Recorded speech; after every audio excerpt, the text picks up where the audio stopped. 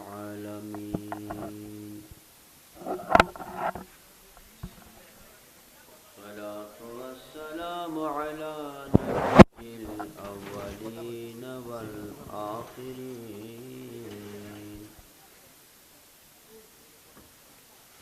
محمد وآله وأصحابه أجمعين. فأعوذ بالله من الشيطان الرجيم. بسم الله الرحمن الرحيم. ألا إن أولياء الله لا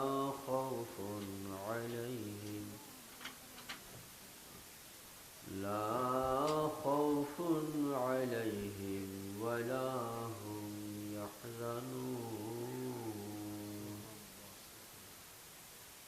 الذين آمنوا وكانوا يتقون. وصدق رسوله النبي الكريم. قابل احترام سامعین کرام، আসুন শুরুতে হায়াতুন নবী মোহাম্মদ মুস্তাফা আহমদ মুজতবা সাল্লাল্লাহু তাআলা আলাইহি ওয়া আলিহি ওয়া তাসলিমের উপর কয়েক মারতবা দরুদ শরীফ পড়ি।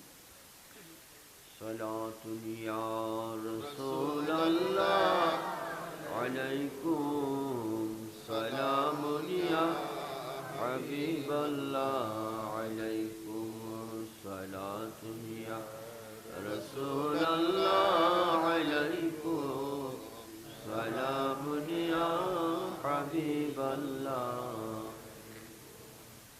আয় হাজারা জিবরাইল আন্দার বাশার,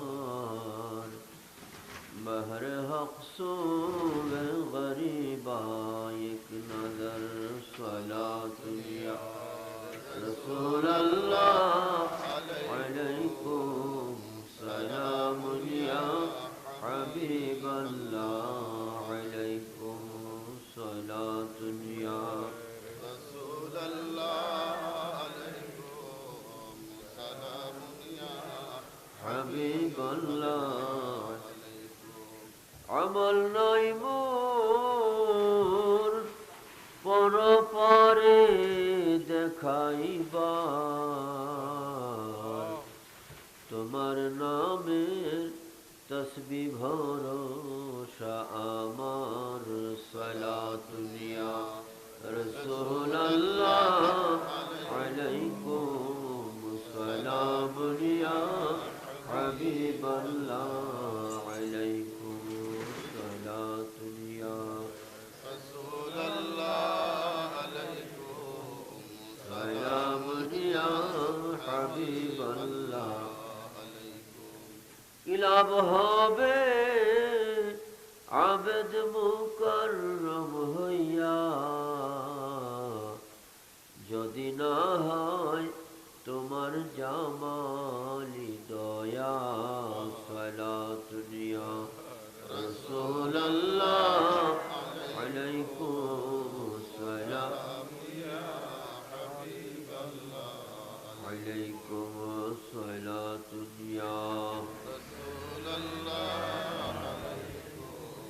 সালামুন ইয়া হাবিবাল্লাহ।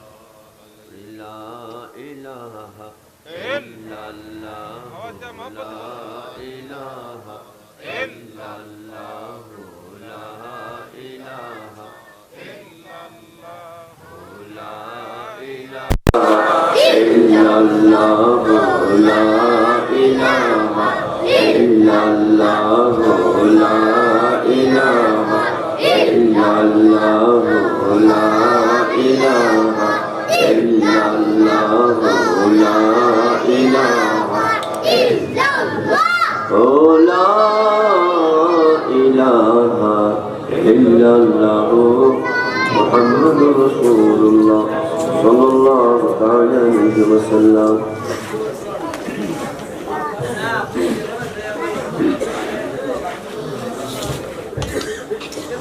হবিগঞ্জ বাগে মদিনা পৌরসভা বাজার সন্ধি যুব সংঘের উদ্যোগে আয়োজিত বরকতময় তৃতীয় বার্ষিক ঐতিহাসিক সুন্নি মহাসম্মেলনের সম্মানিত সভাপতি সাহেব,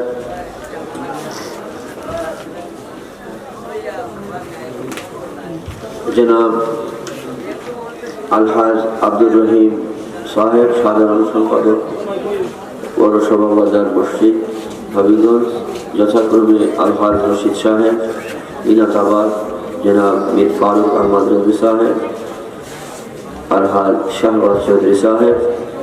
প্রধান মেহমান হিসেবে রয়েছেন আলহাজ অ্যাডভোকেট আবু জাহির সাহেব, সংসদ সদস্য। উপস্থিত রয়েছেন বিশেষ অতিথিবৃন্দ, উপস্থিত রয়েছেন প্রধান আকর্ষণ আশিক রসুল মুফাসসিরুল কোরআন বাতিল আতঙ্ক পীর কামিল আলহাজ হযরত মাওলানা মুফতি মুস্তাক আহমদ আল কাদি আল ওয়াইসি সাহেব বিবারিয়া। উপস্থিত আছেন আশিক রসুল হযরত মাওলানা মুফতি খাজা ইমরান শাবিন মুজাহিদি সাহেব। উপস্থিত আছেন আল আমিন মুজাহিদি সাহেব, আশিক রসুল আল আমিন মুজাহিদি সাহেব। উপস্থিত আছেন আশিক রসুল হযরত মাওলানা কারি ফরদুদ্দিন মাসউদ সাহেব। পরিচালনার খেদমতে আঞ্জাম দিচ্ছেন হযরত মাওলানা কারি শামসুদ্দিন সাহেব। সেই সঙ্গে উপস্থিত রয়েছেন কাবিল এহতরাম ওয়াল ইহসান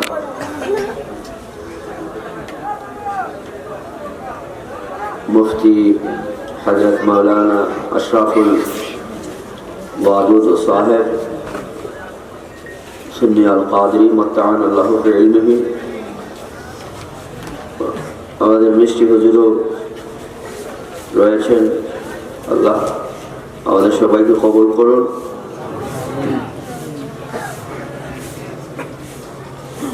সেই সাথে কাবিল এহতরাম উলামায়ে কেরাম, শ্রদ্ধা ভাজন মুরব্বিয়ানে কেরাম, যুবক আশিকানে মুস্তাফা, পর্দানশীন মা বোন, মাসুম বাবাজিরা,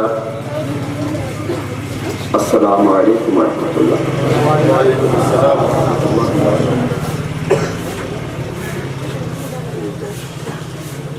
ওয়াজ নসিহত হুজুর করিম রউফুর রহিম থেকে এখন পর্যন্ত আছে, আল্লাহ আর যতদিন চায় চলবে। আমরা বিগত উলামায়ে কেরাম যে আলোচনা করেছেন সেই আলোচনাগুলো যেন আমলে নিয়ে আসতে পারি। আল্লাহ পাক আমাদের সকলকে তৌফিক দান করুন। ওয়াজ নসিহতের উদ্দেশ্য হলো কোরআন সুন্নাহর আলোকে ওয়াজ নসিহত এই জন্যই করে মানুষ যেন জিন্দা অবস্থায় বেহেশতি জীবন পায়। বেহেশতি জীবন নিয়ে যেন সে ব্যবসা বাণিজ্য করে, চাকরি বাকরি করে, দেশে বিদেশে যেখানেই থাকবে একটা বেহেশতি জীবন নিয়ে যেন সে তার কর্মগুলো করে।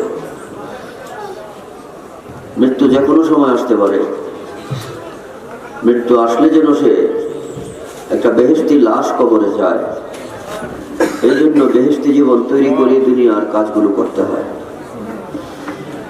আমি দুনিয়ায় যত ধরনের কর্মই করি,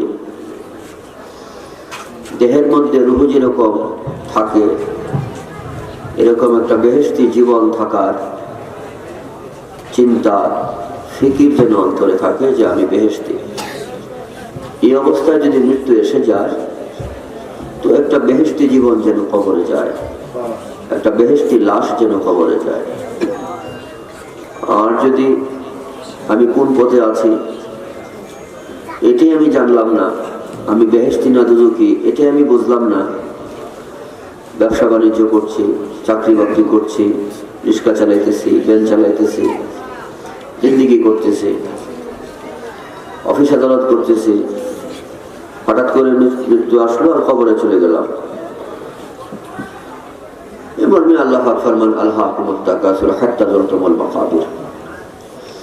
যে এমন বান্দা দুনিয়ার মোহে দুনিয়া অর্জনে এতটা ব্যস্ত যে দুনিয়া দুনিয়া করে করে হঠাৎ করে সে খবরে চলে আসলো, ওখানে গিয়ে সে আফসোস করবে যে আমি এমন সময় চলে আসলাম যে বয়স মাত্র 23-32, এখন যে আমি চলে আসবো আমি জানতাম না। এই আফসোসটুকু করবে। মানুষ যেন এরকম আফসোস না করে, এই জন্য কোরআনে কারীমে উলামায়ে কেরামের মাধ্যমে এই সত্যটা প্রচার আল্লাহ পাক বিভিন্নভাবে করতেছেন, করাচ্ছেন। কাজেই বাজে প্রত্যেকটা মানুষকে ওয়াজ নসিহত শোনার উদ্দেশ্য হলো সে তো জিন্দেগি করবে। আমরা এখান থেকে প্রোগ্রাম শেষ করবো, মোনাজাতের পরে চলে যাব নিজ নিজ ঘরে, আবার সকালবেলা নিজস্ব কাজে ঝাঁপিয়ে পড়ব। কিন্তু আল্লাহ পাকের মাকসাদ হলো, আমার দয়াল নবীজির উদ্দেশ্য হলো মানুষ এই মজলিস থেকে যাবে তো বেহেশতি জীবন নিয়ে যাবে, বেহেশতি জীবন নিয়ে ঘুমাবে, একটা বেহেশতি জীবন আবার সকালবেলার কাজে অংশগ্রহণ করবে। একটা বেহেশতি মানুষের দ্বারা যেন এগুলো হয়, এই জন্য এই বেহেশতি জীবনটা অর্জন কোন জায়গায় করতে হয়? এই আলমে দুনিয়ায়। এই মধ্যে আমি অনেক রেফারেন্স দিয়েছি কোরআন কারীম থেকে, আরো হবিগঞ্জের অন্যান্য প্রোগ্রাম থেকে আপনারা শুনেছেন, সেদিকে আমি যাব না। বেহেশতি জীবন বাজে দুনিয়াতেই অর্জন করতে হয়, খবরে গিয়ে বেহেশতি হওয়া যায় না। তো ছোট্ট করে আমি এটুকু বলবো যে হুজুর বেহেশতি জীবন কিভাবে? আল্লাহ তাবারাকা ওয়া তাআলা এত মহান, এত দয়াল, এত মেহেরবান যে একটা মানুষ যদি চায় বেহেশতি হতে তো 40 বছরের সাধনার প্রয়োজন হয় না, 40 দিনের সিল্লারও প্রয়োজন হয় না। সর্বোচ্চ 15-20 মিনিট সময় যদি সে মনোযোগ দিয়ে আল্লাহর নির্দেশগুলো শোনে, এই 15 থেকে 20 মিনিটের মধ্যে একটা মানুষ আল্লাহর বন্ধু হয়ে যেতে পারে, বেহেশতি জীবনও তৈরি করতে পারে। একই সাথে বন্ধু হবে, পাশাপাশি বেহেশতি জীবন লাভ করবে। যে আল্লাহর বন্ধু হয় সে তো জান্নাতি। এই সহজ ব্যবস্থা আল্লাহ তাআলা কোরআনে কারীমে রেখেছেন যে একটা মানুষ বেহেশতি হয়ে যাবে, তার জন্য লম্বা সময়ের কোনো প্রয়োজন নেই। 20-25 মিনিট সময়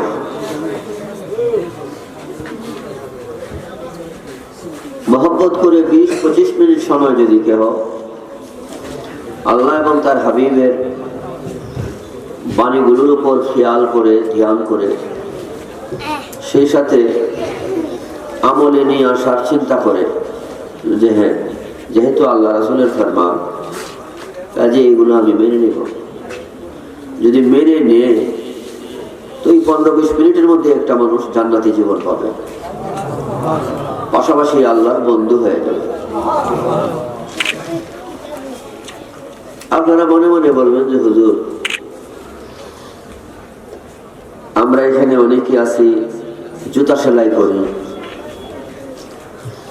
সুইপারের কাজ করি, রিক্সা চালাই, ভ্যান চালাই, আমরা কি আল্লাহর বন্ধু হইতে পারবো? বাজে আমরা রিক্সা চালাই, ভ্যান চালাই, সুইপারের কাজ করি, জুতা সেলাইয়ের কাজ করি, কুলির কাজ করি, আমরা কি আল্লাহর বান্দা না? বান্দা।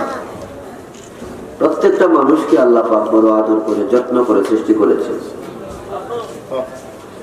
আল্লাহ জানে ফেরেশতারা গুনাহ করে না, করবে না, এটাও জানে মানুষ গুনাহ করে, করবে।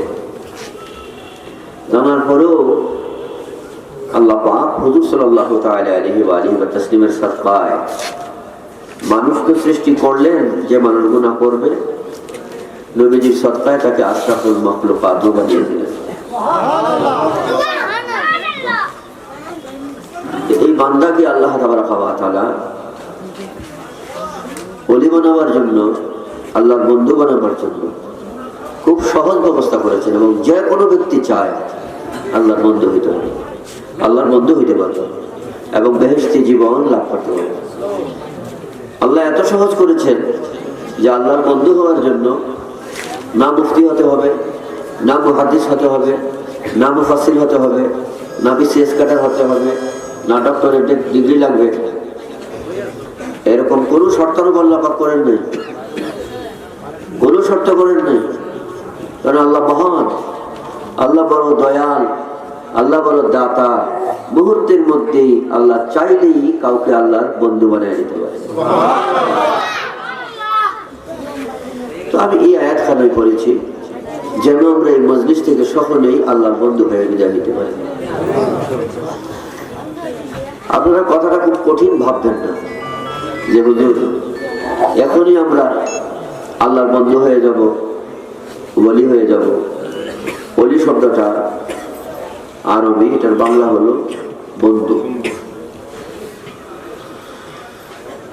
তো মনে মনে এটা যদি ভাবেন যে গাউসে পাক এত বড় ওলি, আমরাও কি ওলি হইতে পারবো, তাহলে বোঝানো বাজি মুশকিল হবে।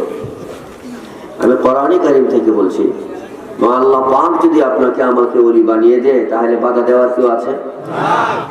গাউসে পাক ওলি, গাউসে পাকের পজিশনে তিনি ওলি, মহান। আমার ভাই যিনি বসা আছেন তিনি এমএ পড়েন ঢাকা ভার্সিটিতে, মাস্টার ডিগ্রিতে পড়ে।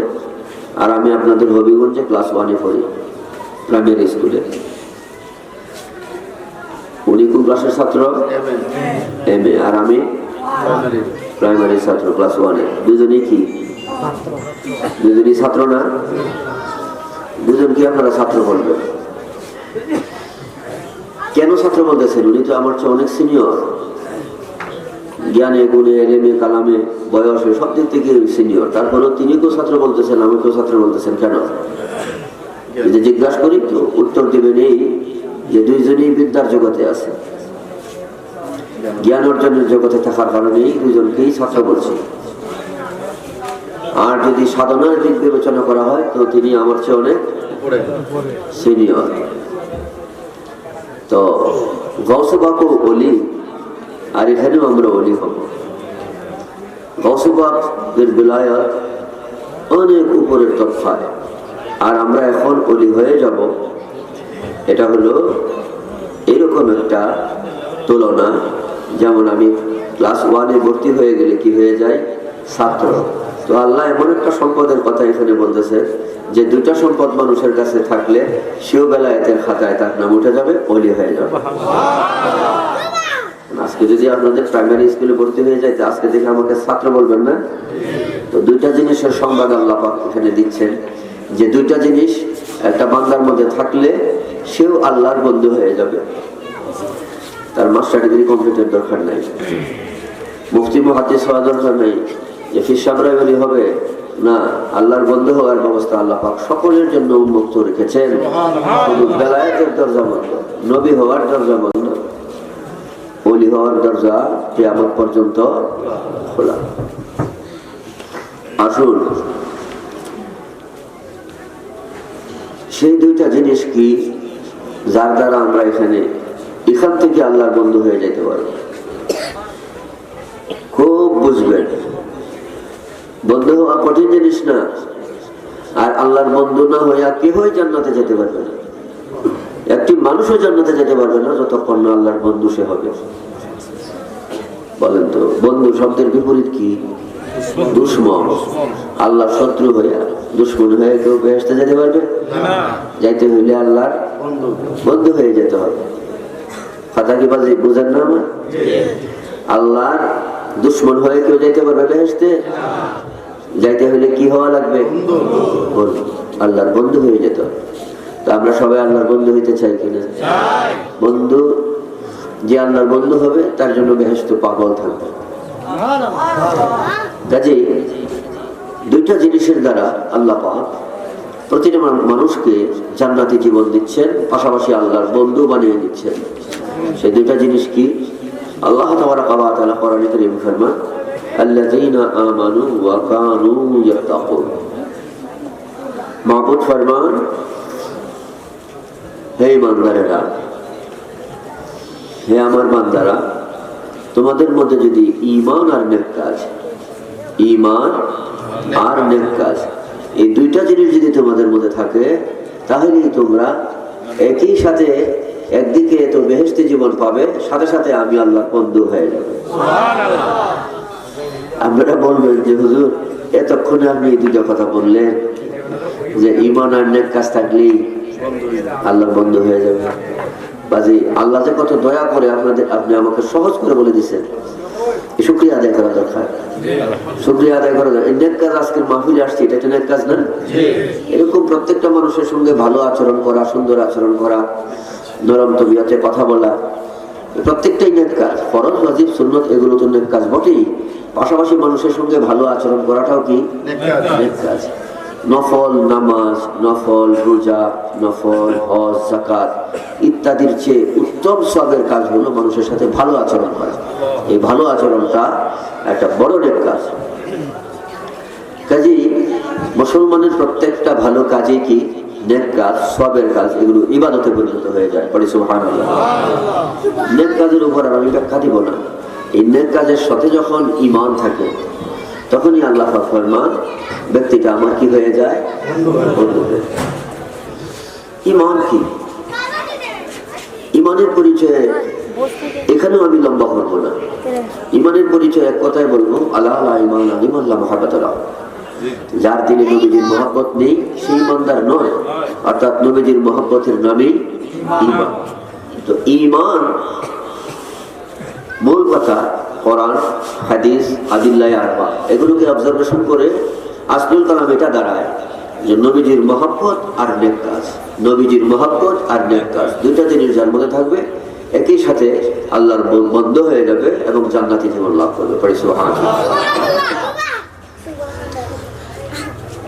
আল্লাহর বন্ধু হওয়া, জান্নাতি জীবন লাভ করা দুটা জিনিস। কটা জিনিস বাজি বলেন তো? কি কি বলেন? নবীজির মহব্বত আর নেক কাজ। এই দুই জিনিস নিয়ে যদি আমরা এখান থেকে যাই তো আল্লাহর বন্ধু হয়ে ফিরবো, জান্নাতি জীবন নিয়ে যাব। মনে মনে ভাববেন শুধুমাত্র দুইটা জিনিসের দ্বারাই আমি রিক্সা চালাই, জুতা সেলাইয়ের কাজ করি হয়ে যাবো? হ্যাঁ, দেখুন আল্লাহ কত বড় দয়া, এখান থেকে বেহেশতে জীবন নিয়ে যাবে। তবে এখন কথাটা হলো, এই যে দুইটা কথা বলছি এটা আমি বলছি না, আল্লাহ পাক বলছেন।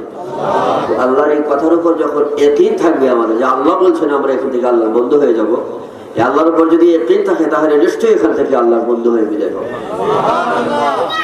ইয়াকিনের দরজাটা আমাদের একটু প্রশস্ত হওয়ার জন্য একটা ঘটনা বলছি, ছোট্ট করে বলছি। আলা হযরত আজিমুল বরকত ইমাম আহমদ রাজা রাদিয়াল্লাহু তাআলা আনহু, তিনি আম্মাজানকে নিয়ে হজ করে যখন দেশে ফিরে আসেন, আসার সময় প্রতিমধ্যে ভয়াবহ ঝড় তুফান। তৎকালীন সময় বিমান ছিল না, জাহাজে তিনি ইন্ডিয়াতে রওনা করলেন আরব থেকে। এত প্রচন্ড ঝড় তুফান যে বাঁচার কোনো আশা কোনো হাজী সাহেবদের অন্তরে ছিল না। ফলে এই জাহাজের যত যাত্রী ছিল হাজী সাহেব নিজেদের ইহরামের কাপড়গুলো নিজেদের শরীরে পরে ফেললেন কাপড়ের কাপড় হিসেবে। মনে তো এখান থেকে বাঁচার কোনো পথ দেখতেছি না, জাহাজ ডুবুডুবু অবস্থা। কাজে মৃত্যুর জন্য, মৃত্যু যেহেতু হতেই হবে, এখানে প্রস্তুতি নিয়ে নিই, কালমা কালাম পড়ি। তো সবাই সাদা কাপড়গুলো পরে ফেললেন, এহরামের কাপড়গুলো পরে প্রত্যেকেই মৃত্যুর প্রস্তুতি নিয়ে যে যে কালাম ওয়াজিফা জানে এগুলো পড়তেছে। এমত অবস্থায় আলা হযরত কিবলা একই জাহাজে, তিনি স্বাভাবিকভাবে আছেন, তিনি কোনো কাপড় পরিবর্তন করেন নাই। কিন্তু তিনি আম্মা জান বেশ হয়রান, চিন্তাযুক্ত আছেন যে সকলেই এহরামের কাপড়গুলো পরে ফেললো, মৃত্যুর প্রস্তুতি নিয়ে ওয়াজিফা করতে থাকলো। আর অবস্থা খুব ভয়াবহ, যে অবস্থাটা হইলে মানুষ কাপড় চেঞ্জ করে, বুঝতেই পারছেন। তো আলা হযরত কিবলা তিনি কাপড় পরিবর্তন করেন নাই, বরং তিনি আম্মা জানকে বললেন, মা আপনি কেন চিন্তিত হচ্ছেন? আমি খোদার কসম করে বলছি রবের কসম করে বলছি আমাদের কিছুই হবে না, কিছুই হবে না। আপনি চিন্তা করবেন না। আলা হযরত কেবলা তিনি আম্মাকে বলেন, আম্মা আমি এই জন্য কসম করেছি যে আমার দয়াল রাসূল তিনি ইরশাদ করেছেন, আমি হাদিস শরীফে পড়েছি। আলা হযরত কেবলা ফরমান যে আমি হাদিস শরীফে পড়েছি আমার রাসূল সাল্লাল্লাহু তাআলা আলাইহি ওয়াসাল্লাম ইরশাদ করেছেন, যে ব্যক্তি কোনো বাহনে উঠবে, গাড়িতে উঠবে, জাহাজে উঠবে, উঠে যদি একটা দোয়া পড়ে, যে দোয়াটা আমার নবীজি শিখিয়ে দিয়েছে যে বিসমিল্লাহ মাজরাহা ওয়া মুরসাহা ইন্না রাব্বি লাগফুরুর রহিম, আমার দয়াল রাসূল বলছেন এই দোয়া যে ব্যক্তি কোনো গাড়িতে ওঠার আগে পড়বে, জাহাজে ওঠার আগে পড়বে, সেই গাড়িটা সেই জাহাজটা বিপদগ্রস্ত হবে না। আমি সেই দোয়াটা পরে উঠেছি। আমার রাসূল তো কখনো 100টা পরিমাণে দিক সেদিক বলতে পারে না। আমার রাসূলের কথা 100টায় দিক সেদিক হবে না। আমার নবীজি যা বলছে তা হুবহুই হবে। আমি যেহেতু পড়েছি, জাহাজ যতই ডুবো ডুবো হোক না কেন আমরা জাহাজে ডুববো না, আমাদের কিছুই হবে না। এভাবে আর দীর্ঘক্ষণ ঝড় তুফান হলো, সে আলহামদুলিল্লাহ আলা হযরত যা বললেন তাই হলো, জাহাজের কিছুই হলো না, কোনো যাত্রীদের কিছুই হলো না। যাত্রীদের কিছু হবে তো দূরের কথা, জাহাজেরও কিছু হয়নি, কোনো সমস্যা হয়নি, কোনো ক্ষতি হয় নাই। কারণ আলা হযরত কেবলার বিশ্বাস হলো যে আমার নবীজি বলছেন, যিনি নিজের ইচ্ছায় কোনো কথা বলেন না, আল্লাহ যতক্ষণ না বলায় ততক্ষণ পর্যন্ত আমার নবী বলেন না। কাজে আমার নবীর জবান মুবারক, পবিত্র জবান মুবারক থেকে যেহেতু আসছে যে এই দোয়া পড়লে গাড়ি বিপদগ্রস্ত হয় না, এটা আমি পড়েছি যে আমাদের কিছু হবে না। এই হলো আলা হযরত কেবলার ইয়াকিন। তো আমাদের ইয়াকিন থাকতে হবে আল্লাহ পাকের প্রতি, যে মহান রব বলছেন, যে আল্লাহ সমস্ত নবীগণকে সৃষ্টি করেছেন, সেই মহান আল্লাহ বলছেন, যার মধ্যে আমার নবীর মহব্বত আর নেক কাজ, দুইটা জিনিস যার মধ্যে থাকবে, আল্লাহ তাবারাকা ওয়া তাআলা ঘোষণা দিচ্ছেন লা খাউফুন আলাইহিম ওয়া লা হুম ইয়াহজানুন। প্রথমত আল্লাহ পাক ফরমান আলা ইন্না আউলিয়াল্লাহ, সাবধান, নিশ্চয়ই এরাই আমার বন্ধু, এরাই আমার বন্ধু, যাদের মধ্যে আমার নবীর মহব্বত আর নেক কাজ আছে, এরাই আমার বন্ধু। লা খাউফুন আলাইহিম ওয়া লা হুম ইয়াহজানুন। এদের মৃত্যুতে ঈমান হারা হয়ে যাওয়ার ভয় থাকবে না, কবরে আযাবের ভয় থাকবে না, হাসরের মাঠে নেকিবদি ওজনে কম হবে এটার ভয় থাকবে না, জাহান্নামের জ্বলন্ত আগুনে জ্বলতে হবে এটার ভয় থাকবে না, 30,000 বছরের রাস্তা পাড়ি দিতে গিয়ে অতিক্রম করতে পারবে কি পারবে না এই দুশ্চিন্তাও থাকবে না। কোনো প্রকারের ভয় দুশ্চিন্তা থাকবে না। এই দুনিয়া ওই দুনিয়া, কবর মাহশার উভয় পারের ভয় দুশ্চিন্তা থেকে মুক্ত হয়ে বরং আমি আল্লাহর বন্ধু হয়ে জিন্দেগি করবে, বন্ধু হয়ে কবরে যাবে, কবর বেহেশতের বাগান হয়ে যাবে। কয়টা জিনিসের দ্বারা? দুইটা। একটা কি নবীজির মহব্বত, আর একটা হলো আমাকে তো বাজে আজকে বিষয় দেওয়া হয়েছে কবর হাসর। যাই হোক, হ্যাঁ হাসরের মাঠ, যাই হোক আমি ওদিকে যাচ্ছি। আমাদের দেশের যে অবস্থা, এই অবস্থা অনুযায়ী উলামায়ে কেরামকে মুক্ত আলোচনায় রাখা দরকার। কারণ উলামায়ে কেরাম বিভিন্ন ডিস্ট্রিক্টের দেশের বিভিন্ন হাল হকিকত, বিশেষ করে ইমাম সাহেবদেরকে তারা খুব ভালো করে নজরদারি করে। আমাদের দেশে যেরকম বিডিআর আছে, বর্ডার গার্ড, নজরদারি করার জন্য কি এদিক সেদিক যায়, উলামায়ে আহলে সুন্নাহ যারা তারাও ইমাম চোরদের প্রতি নজরদারি করে। এই জন্য যুগের অবস্থা অনুযায়ী তারা কথা বলতে চেষ্টা করে। আর কোনো আলেমকে যদি বিষয় নির্ধারণ করে দেয়া হয়, তখন জরুরি কথাগুলো যুগের অবস্থা অনুযায়ী বলা সম্ভব হয় না। তদুপরি আমি বিষয়গুলো হাত দিচ্ছি, আল্লাহ পাক যেন আমাদের বুঝার তৌফিক দান করেন। আমিন আমিন। জোরে সোরে পড়ি সালাতুন ইয়া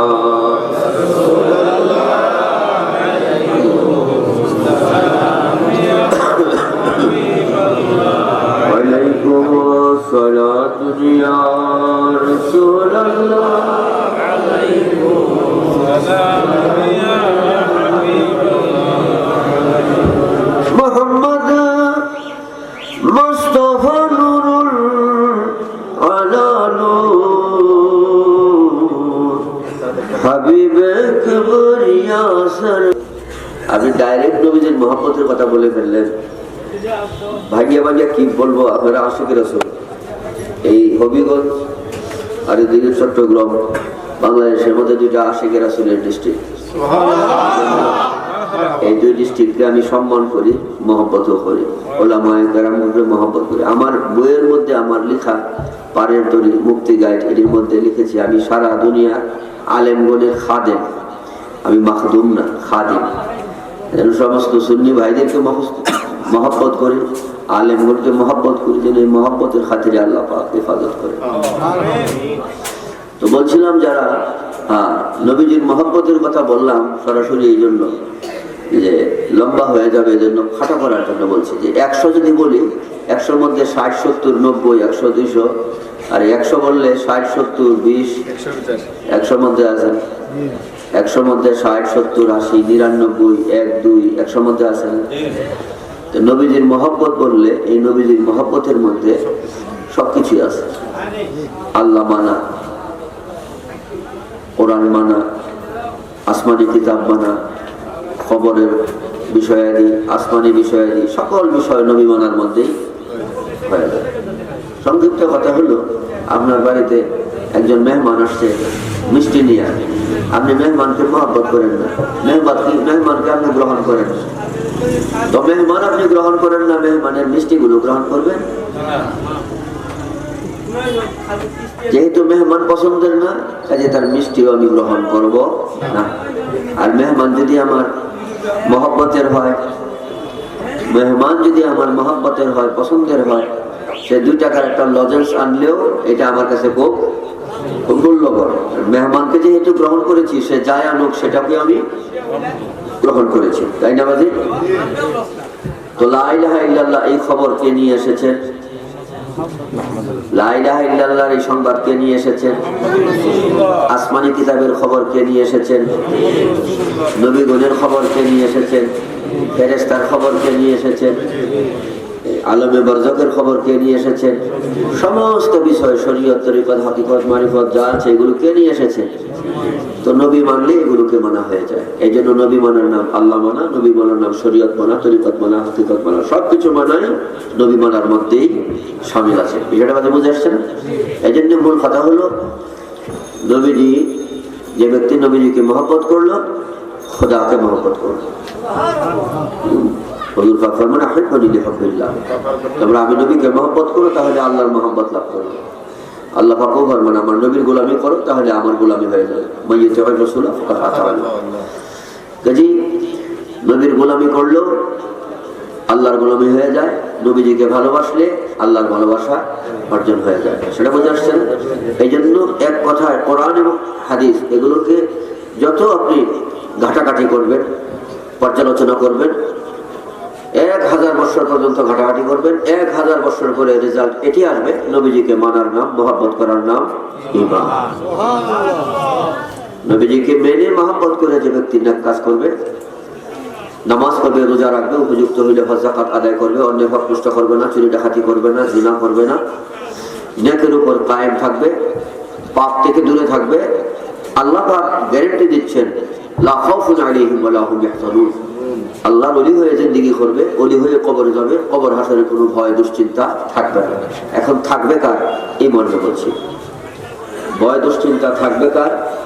এই মর্মে বলছি। তাও খুব ছোট্ট করে খেয়াল করবেন। একদল লোক কবর থেকে হাসরের মাঠে যাবে, হাসরের মাঠে তাদের অবস্থাটা কি হবে? হাসরের মাঠ পর্যন্ত যাবে, লাইসা লাহুম ইয়াদানি ওয়ালা রিজলান। হাসরের মাঠে এমত অবস্থায় যাবে যে তাদের গায়ে হাত থাকবে না, 2টি পা থাকবে না। এমত অবস্থায় হাসরের মাঠে পৌঁছবে, হাসরবাসীরা বলবে, দেখো রবের পক্ষ থেকে এক ফেরেশতা বলবে, ফায়ুনাদি মুনাদিম মিন কিবালির রহমান। হাসরের মাঠে উপস্থিত জনতাকে বলবে, দেখো এরা কারা? এরা হলে সমস্ত দল আল্লাযীনা ইউযুনাল জিরান,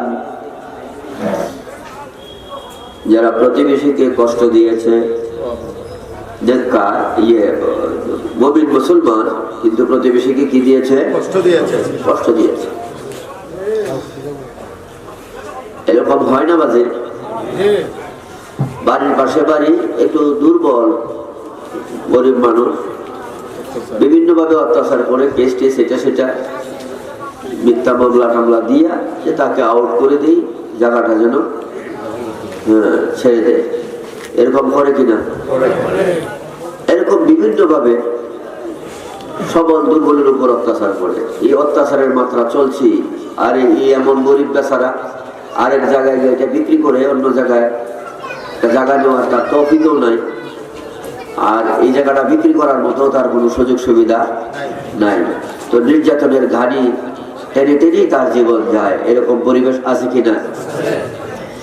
এই কথাটাই বলছেন। এরকম এক শ্রেণীর মানুষ যারা এইভাবেই তাদের জীবন অতিবাহিত করতেছে, অথচ তওবাও করে না, মানুষকে অত্যাচার করে, নির্যাতন করে, জোর জুলুম করে।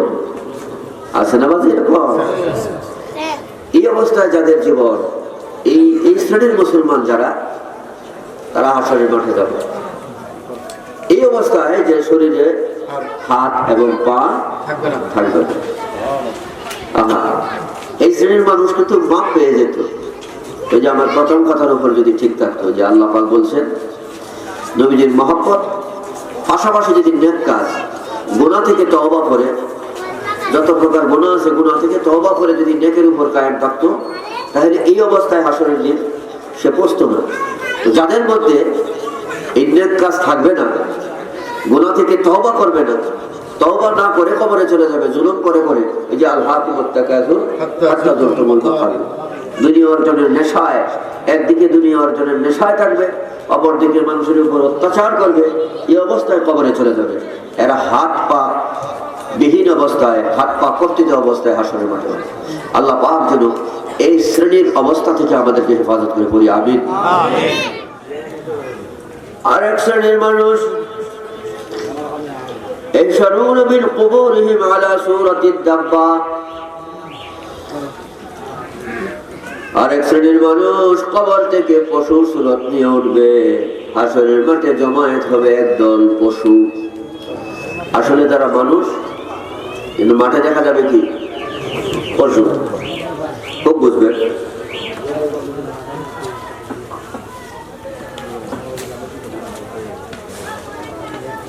ফেরেশতা ডাক দিয়া বলবে, ইয়াতাহাওয়ানুনা সলাহ মাতু ওয়া লাম ইয়াতুবু।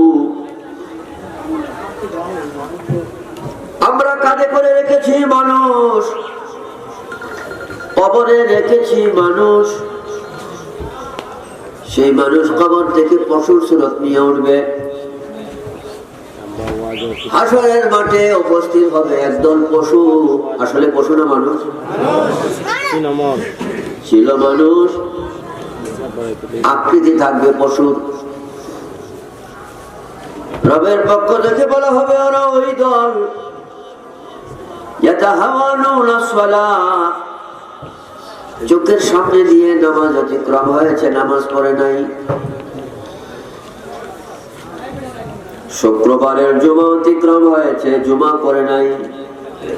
দিনের পর দিন যাচ্ছে, সপ্তাহের পর সপ্তাহ যাচ্ছে, মাসের পর মাস যাচ্ছে, নামাজের তোয়াক্কা করে না। এরকম আছে কি নামাজি? বলতেছে মাতু ওয়া লাম ইয়াতুবু। তাদের প্রতি আফসোস করে বলা হচ্ছে, আহারে মাতু ওয়া লাম ইয়াতুবু, এমত অবস্থায় মরলো যে তওবাটুকু করলো না।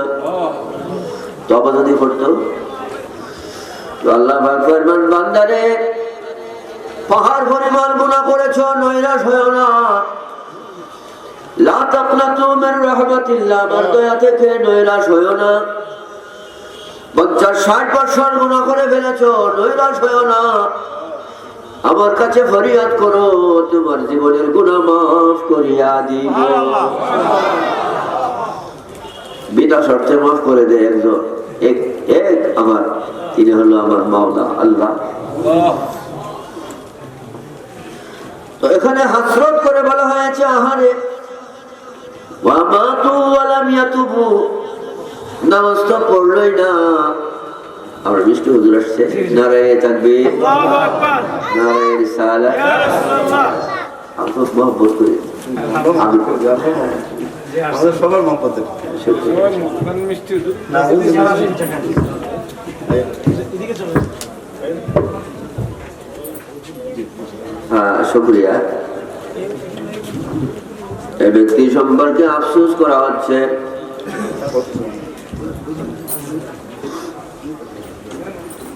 আরে সে মরলো, এমত অবস্থায় মরলো, দীর্ঘদিন তো নামাজ পড়েই নাই, দীর্ঘ সময় হয়ে গেছে নামাজ তো পড়েই নাই, এমনকি তওবাটুকু সে করলো না। তওবা না করে মরার কারণে কি হয়েছে? চেহারা বিকৃত হয়ে পশুর সুরত নিয়ে আসলে মাঠে। আল্লাহ পাক যেন আমাদেরকে নবীর মহব্বত সহ নবীর রঙে রঙিন হয়ে জিন্দেগি করার তৌফিক দান করে। নবীর রঙে রঙিনের অর্থ কি? ইবাদত। ইবাদতের অর্থ কি? ইবাদতের অর্থ কি? নবীর রঙে রঙিন হওয়া। নামাজ বলেন, রোজা বলেন, হজ বলেন, যাকাত বলেন, টুপিদারি, পাগড়ি, লাগুলো, মুর্দাবসিদা, সব কার রঙে রঙিন হওয়ার নাম? নবীর রঙে। ইবাদতের আরেক নাম নবীর রঙে রঙিন হওয়া। নাজাতের দুইটা জিনিস, দুইটাই নবীজির সাথে সম্পৃক্ত। একটা হলো নবীজির মহব্বত, আর একটা হলো নবীর রঙে রঙিন হওয়া। শুধু নাজাতেই পাবে না, বরং আল্লাহর ওলি হয়ে যাবে। নবীর রঙে রঙিন হইলে কেউ ঘুষ খাবে, সুদ খাবে, বেনামাজি হবে, মিথ্যা বলবে, অন্যের হক নষ্ট করবে, চুরি ডাকাতি ধোঁকাবাজি ইত্যাদি করবে না। তো প্রথম যেখানে আমরা প্রথম লাইনটা যেটা আমরা বলছি যে আল্লাহ প্রত্যেক মানুষকে বন্ধু বানাবার জন্য, জান্নাতে জীবন দেওয়ার জন্য দুটো জিনিস, একটা নবীজির মহব্বত, আর একটা হলো নেক আমল, ইবাদত, অর্থাৎ নবীর রঙে রঙিন হওয়া। এই দুইটার মধ্যে যদি আমরা থাকি, তাহলে এখন যে বিপদের কথা আমরা বলছি, এই বিপদ আমাদেরকে পাবে না। এই বিপদ তাদেরকে পাবে যারা বেখবর অবস্থায় কোথায় চলে গেছে? কবরে চলে গেছে। দুনিয়ার নেশায় হয়রান পেরেশানি করতে করতে কবরে চলে গেল, তওবাটুকু করলো না, তাদের জন্য এই বিপদ। আল্লাহ পাক যেন এই বিপদ থেকে আমাদেরকে হেফাজত করে করি, আমিন। দেখুন, আরেক শ্রেণীর মানুষ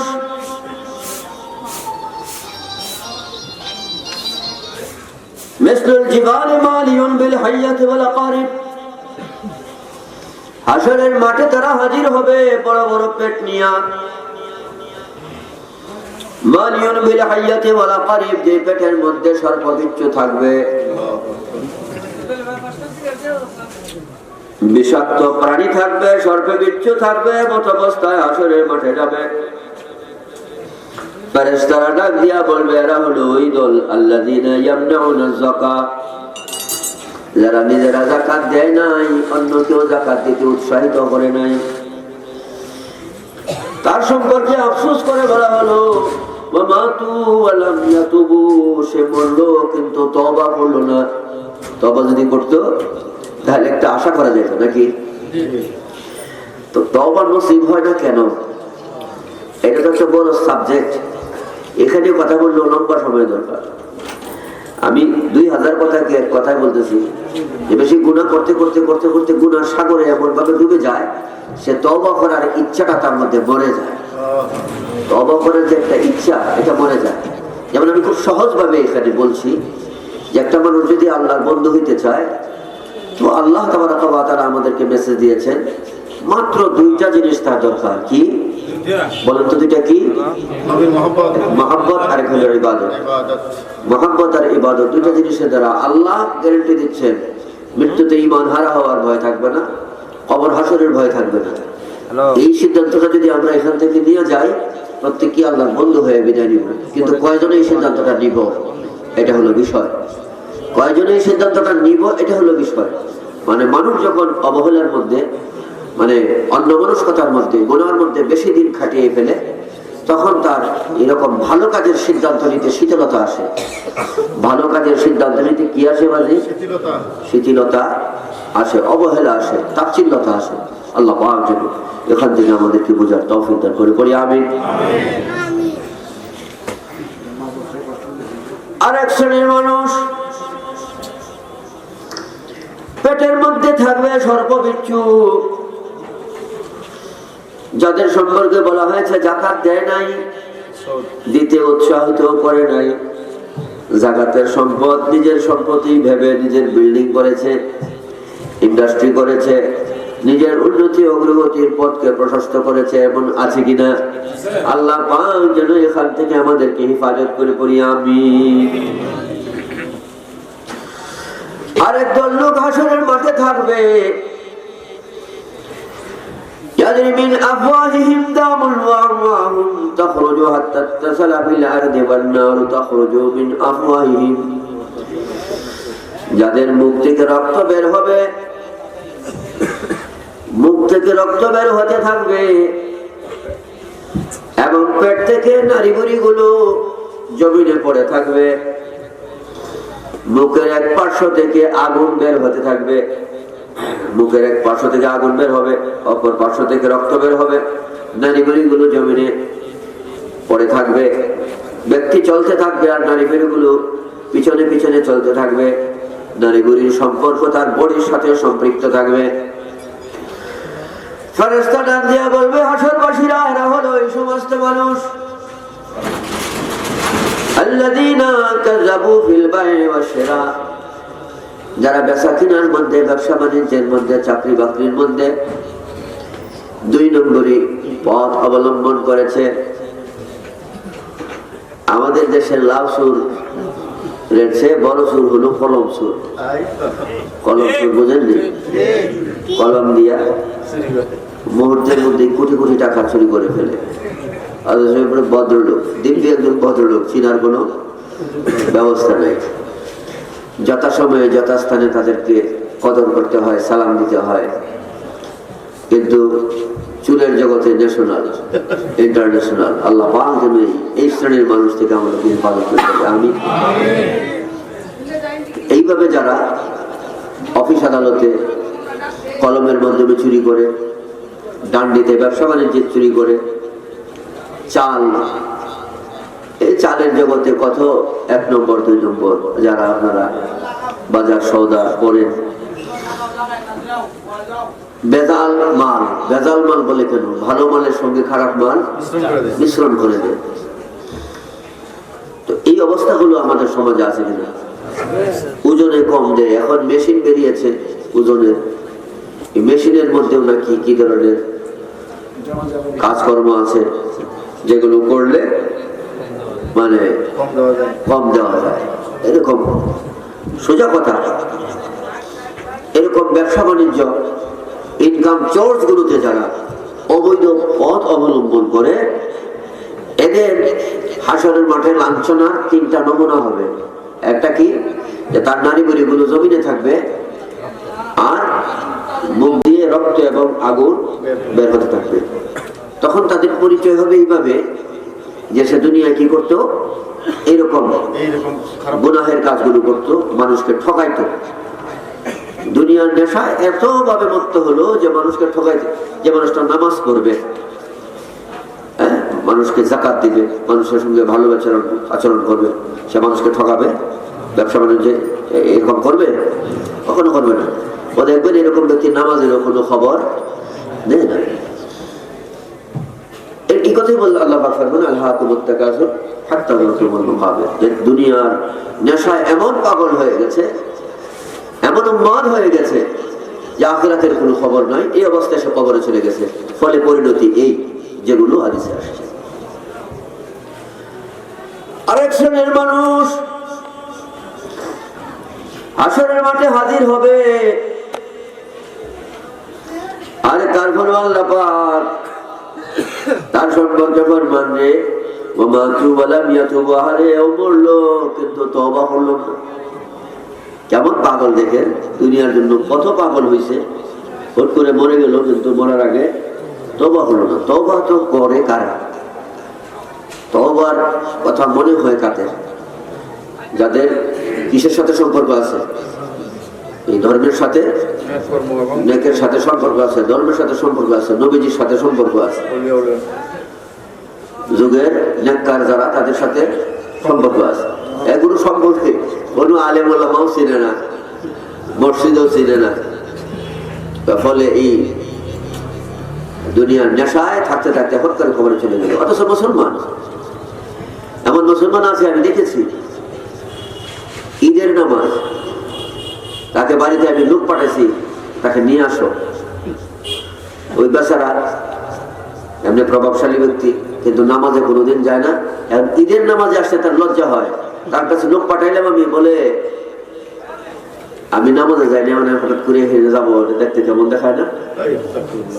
হঠাৎ করে এখানে যাবো, ওটা দেখতে কেমন দেখায়? তো তাকে যাই হোক আমি আনতে বাধ্য করেছি। এরকম মানুষ থেকে আমাদের সতর্ক হওয়া দরকার আছে কিনা? আমরা যারা নেকের উপর আছি, আমাদের উচিত এরকম যারা আছে তাদেরকে এই পথে দাওয়াত দেওয়া, সুন্নিয়তের পথে দাওয়াত দেওয়া, নেকের প্রতি দাওয়াত দেওয়া। একটা কথা খেয়াল রাখবেন, সাহাবায়ে কেরামের মতো বড় নেককার কেউ ছিল? বলেন তো, তাদের মতো বড় নেককার কেউ ছিল না কেন? এক কথা আমি বলতেছি, তারা সবচেয়ে বেশি আশিক রাসূল ছিল। যে যত নবীজিকে মহব্বত করবে সে তত বেশি নবীজির রঙে রঙিন হবে। দুনিয়ার দিকে তাকাবে না, কে পাগল বলবে, কে কি বলবে না বলবে সেদিকে তাকাবে না। সে লক্ষ্য করবে আমার নবীজির কিরকম ছিল, আমার নবীজির কাপড় কিরকম ছিল, আমি সেভাবে করবো। আমার নবীজির দাড়ি কিরকম ছিল, আমি সেরকম করবো। আমার নবীজির টুপিটা কিরকম ছিল, আমি সেরকম করবো। আমার নবীজি কিভাবে হাঁটতেন, আমি সেভাবে হাঁটবো। আমার নবীজি কিভাবে কথা বলতেন, সেভাবে বলবো। দয়াল নবীজির অনুসরণ করতে গিয়ে মানুষ কে কি বলবে এগুলোর তোয়াক্কা করতে হবে, সে সেইভাবেই চলবে। এমন মহব্বত করতো নবীজিকে যে সাহাবায়ে কেরাম হুজুর সাল্লাল্লাহু তাআলা আলাইহি ওয়াসাল্লামের হায়াতে তাইয়্যিবায় তিনি একটা রাস্তা দিয়ে যাতায়াত করতেন, যে রাস্তায় একটা ডাল ছিল, গাছের একটা ডাল ছিল বাঁকা। তো গাছটার নিচে দিয়ে হুজুর সাল্লাল্লাহু তাআলা আলাইহি ওয়াসাল্লাম চলার সময় তিনি মাথা মোবারক একটু নিচু করে যেতেন, গাছের ডালায় যেন নবী পাকের মাথা মোবারক না লাগে, এটা নিচু করে যেতেন। তো হুজুর পাক সাল্লাল্লাহু তাআলা আলাইহি ওয়া সাল্লাম দুনিয়া থেকে বিদায়ের পর গাছের মালিক গাছটাকে কেটে ফেলল। তো পরবর্তীতে সাহাবায়ে কেরাম এই রাস্তা দিয়ে যখন যাতায়াত করতেন, তো নবীজি যেই জায়গাটায় এসে মাথা নিচু করে দিতেন, সাহাবায়ে কেরাম এই জায়গাটা এসে তাদের মাথা নিচু করে তারপরে রাস্তা অতিক্রম করতেন। অথচ গাছ কিন্তু এখানে নেই, গাছ নেই। একজন সাহাবী মক্কা থেকে মদিনায় যাওয়ার সময় আব্দুল্লাহ রাদিয়াল্লাহু তাআলা আনহু, আপনি ওদের জিয়ারত করে এসেছেন, রাইসুল মুবাশশিরিন। সাহাবী মক্কা থেকে মদিনায় যাওয়ার সময় মক্কা মদিনার মাঝখানে একটা জায়গা, এখানে গিয়ে নেমে গেলেন। তো নেমে একটা গাছের নিচে তিনি বসে ওখানে একটু শুয়ে পড়লেন, শুয়ে এরকম একটু গড়াগড়ি করলেন, হালকা একটু কাইডোলা করলেন, আবার উঠে ঘোড়ার মধ্যে সওয়ার হয়ে গেলেন, মদিনা রওনা করলেন। তো সাথে যারা ছিলেন তারা জিজ্ঞাসা করলেন যে হুজুর আপনি এমনটা করলেন কেন? তিনি বললেন আমি জানি না কেন করেছি, তবে আমার দয়াল নবীজি এমনটা করেছেন, কাজে আমি এটা করছি। তারপরে তিনি মদিনার দিকে রওনা করলেন। তো সাহাবায়ে কেরামের কতটুকু মহব্বত দেখেন। এই যে গাছের নিচে দিয়া যাওয়ার সময়, গাছ তো নাই, মাথা নিচু করে যাবেন, বা ওখানে হযরত আব্দুল্লাহ রাদিয়াল্লাহু তাআলা আনহু গোড়া থেকে নেমে একটু ঘোরাঘুরি করে তারপরে আবার রওনা দিবেন, এটা কি ফরজ ছিল? ওয়াজিব ছিল? সুন্নতে মুআক্কাদা ছিল? এটা মহব্বত, এটা কি মহব্বত। তাই জন্য বলছি নবীজির সনদ মত আমাদের বুঝতে হবে। নবী পাক সম্পর্কে যে যত জানবে সে তত বেশি নবী পাকের মধ্যে রঙিন হবে। সাহাবায়ে কেরাম এই জন্য বেশি নেককার, কারণ সাহাবায়ে কেরাম বেশি নবীজি সম্পর্কে জানতো, বেশি আশিক রাসূল ছিল। আপনারা মনে মনে বলবেন যে হুজুর এখন তো অনেক নেককার আছে আশিক রাসূলের বাহিরে, এদের হিসাবটা কি? এদের হিসাবটা যদি সুযোগ পাই তো ওই হিসাবটা বলবো। ওই হিসাবটা হুজুর পাক বলে দিয়েছে যে এদের মধ্যে নেক থাকবে কিন্তু আমি নবীর মহব্বত থাকবে না। এটা বুখারী শরীফ কিতাবু ইস্তিতবাতিল মুরতাদিন, মুরতাদের অধ্যায়ের মধ্যে বুখারী শরীফের মধ্যে হুজুর পাক বলে দিয়েছেন এটা, যে এদের মধ্যে ইবাদত থাকবে কিন্তু আমি নবীর মহব্বত থাকবে না।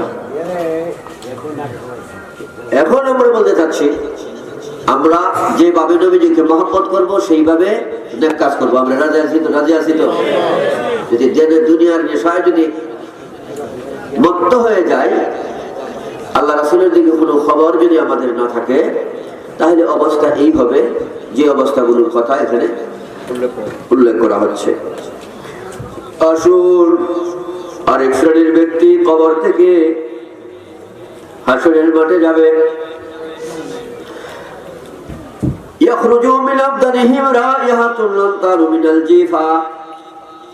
কুকুর মরলে পরে দুর্গন্ধ বের হয় না, পচে যায়। মানুষটা হাসরের মাঠে দিব্য সুস্থ দেখা যাবে, কিন্তু শরীর থেকে মরা প্রাণীর দুর্গন্ধ বের হবে, পচা দুর্গন্ধ বের হবে। ফেরেশতা বলে দিবে, হে হাসরবাসীরা হলো ওই দল, ইয়াকতুমুনাল মাআসি সিত্রাম মিনান নাস। এরা মানুষের কাছে ছিল ভদ্রলোক, মানুষের কাছে ছিল খুব সাধু মানুষ, কিন্তু ভিতরে ছিল বড় অন্যায়কারী, বড় অপরাধী। মানুষ জানতো লোকটা খুব ভালো, লোকটা খুব সৎ, কিন্তু ভিতরে যে বড় বড় গুনার সঙ্গে, বড় বড় ক্রাইমের সঙ্গে যুক্ত, এটা মানুষ জানতো না। আসলে এমন এমন মানুষ জাহেরে দুনিয়ায় ভালো ছিল, বাতিনে যে খারাপ ছিল, এই খারাপিটা আসরের মাঠে প্রকাশ হয়ে যাবে। যে তার দেহ থেকে যখন দুর্গন্ধ বের হবে, তখন ফেরেশতারা বলবে সে তার দুনিয়ার অবস্থা ছিল এরকম, জাহেরে ভালো বাতিনে খারাপ। আল্লাহ পাক যেন আমাদেরকে এই অবস্থা থেকে হেফাজত করে পড়ি, আমিন। আর এক শ্রেণীর মানুষ এই ব্যক্তি সম্পর্কে বলেছে, আরে মা তো বললাম এটা বললো, কিন্তু তওবাও করলো না। তওবা করে না কেন? তওবা করে না। এই যে দেখেন আজকের এই মজলিসে, এই হবিগঞ্জ শহরে কি মানুষ, আমরা যারা এখানে আসছি তারাই না আলো আছে। আচ্ছা, এইরকম বহু দেখবেন সুন্নি, আজকের এই সুন্নি মাহফিল হইতেছে, কালকেও মাহফিল হবে, পরশু দিনে মাহফিল হবে, মাহফিল চলতেছে না, মাহফিল বন্ধ আছে। কিন্তু এক শ্রেণীর মানুষ দেখবেন যে এগুলোকে কোনো তোয়াক্কাই করে না। আছে কি না? তবে নসিব হবে কেন? গভীরভাবে খেয়াল করবেন, অনেক শ্রেণীর মানুষ রয়েছে যে হাসরের মাঠে যারা আসবে,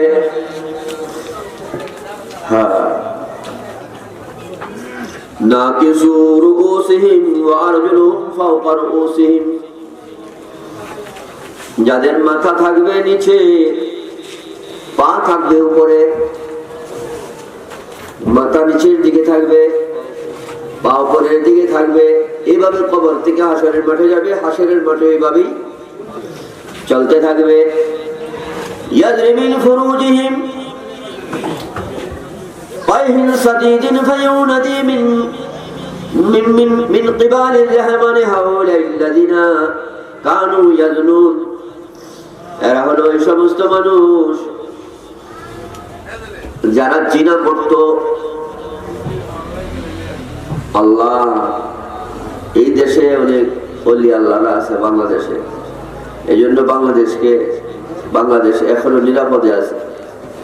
দেশের বাহিরে ইউরোপে মানে এই জিনা, এমনকি আরো জঘন্যতম কাজ হলো মেয়ে পুরুষ বিবাহের বৈধতা দিয়েছে বলে, নাউযুবিল্লাহ মিন যালিক। আমার তখন ইচ্ছা হয় যে কিয়ামতের আলোচনা করতাম, যে হযরত লূত আলাইহিস সালামের যুগে এই ঘটনার কারণে জমিনকে উল্টায় দেওয়া হয়েছিল। কিন্তু এখন অন্যান্য নবীগণের যুগে যে বড় বড় গুনাহ হয়েছে, পাপের কাজ হয়েছে, এই সমস্ত পাপের চেয়ে বেশি পাপের কাজ চলতেছে এখন এই যুগে, আমার নবীর যুগে, আমার দয়াল নবীর যুগে চেয়ে বড় বড় গুনাহের কাজ হয়েছে। তো আল্লাহ পাক কেন আযাব দিচ্ছেন? তখন তো একটা গোষ্ঠী, একটা গোত্র যদি আযাব করছে, সেই গোত্রটাকে ধ্বংস করে দিয়েছে। এখন তো সারা দেশ মিলে বড় বড় গুনাহের কাজের মধ্যে আছে। তো আল্লাহ তাবারাকা ওয়া তাআলা ফরমান, মা কানা আল্লাহু লিউআযিবাহুম ওয়া আনতা ফীহিম। সুবহানাল্লাহ। হে আমার নবী, আপনি রাহমাতুল লিল আলামিন হইয়া যে জগতের মধ্যে আছেন, আমি আল্লাহ আপনি রহমত থাকা অবস্থায় শুভ পায় না তাদেরকে আযাব দেওয়া। উপস্থিত আযাব দিচ্ছে না, তবে হিসাব হচ্ছে। হিসাব হচ্ছে কিনা? আল্লাহ পাক যেন আমাদেরকে এই অবস্থা থেকে হেফাজত করেন। জিনা যারা করবে এদের অবস্থা খুব ভয়াবহ হবে। হাসরের মাঠে তারা লজ্জিত হবে না সম্মান পাবে? আমরা হাসরের মাঠে আল্লাহ পাক যেন আমাদেরকে হাসরের মাঠের অপমান থেকে হেফাজত করে পড়ি, আমিন। জিনায় যারা লিপ্ত থাকবে হাসরের মাঠে এমন ভাবে উঠবে যে পা গুলো থাকবে উপরে, মাথা থাকবে নিচে। এমন অবস্থায় ময়লা উপর থেকে পা যখন উপরের দিকে থাকবে, মলমূত্র ত্যাগ হওয়ার জায়গা যেগুলো এগুলো উপরের দিকে থাকবে, ওখান থেকে ময়লা নিচের দিকে পড়তে থাকবে। একটা লাঞ্ছনাময় অবস্থা থাকবে হাসরের মাঠে।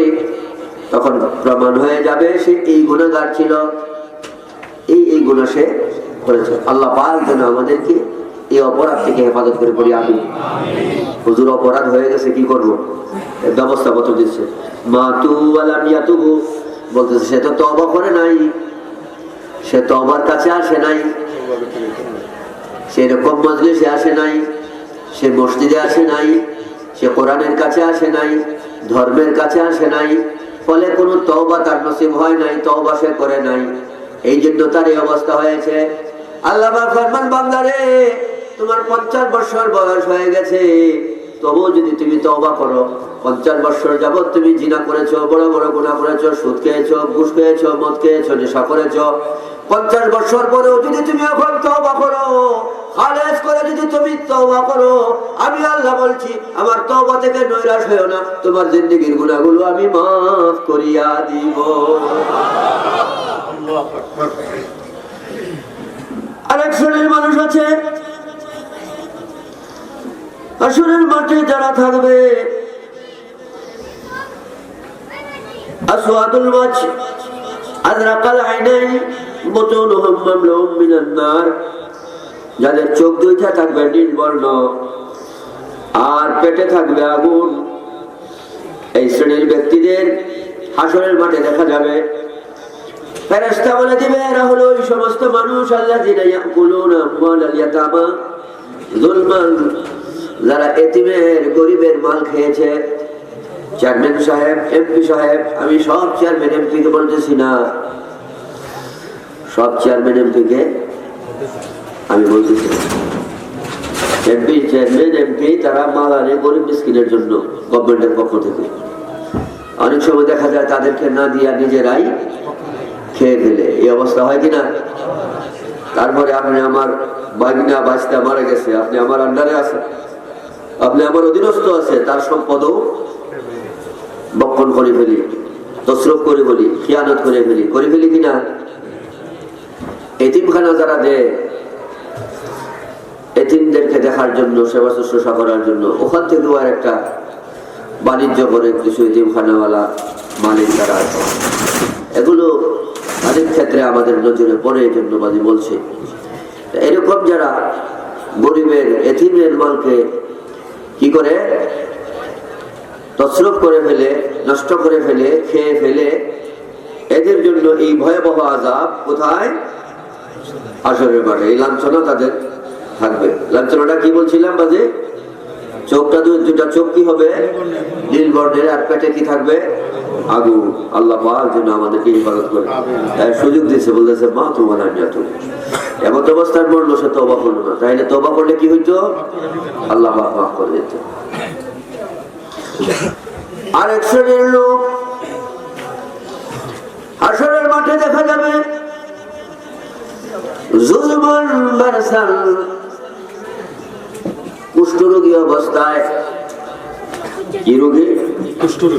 কুষ্ঠরোগী অবস্থায় হাসরের মাঠে উঠেছে। ডাক দিয়া ফেরেশতারা বলবে, হে হাসরবাসীরা, আল্লাযীনা আকুল ওয়ালিদাইনি ফিদ দুনিয়া, এরা হলো এই শ্রেণীর মানুষ ঘরে সুখ স্বাচ্ছন্দ্য আছে, স্ত্রীকে নিয়ে সুখ সমৃদ্ধির সংসার করার জন্য মাতা পিতাকে বৃদ্ধাশ্রমে পাঠিয়ে দিয়েছে, বিভিন্নভাবে নির্যাতন করেছে। বিবির কথার উপর আমল করতে গিয়ে মার যথাযথ সম্মান করে নাই, পিতার যথাযথ সম্মান করে নাই, বরং তাদের উপর এক মিষ্টি খাবারের জন্য নির্যাতন করেছে। এই অবস্থা আছে কিনা? এই শ্রেণীর সন্তান হাসরের মাঠে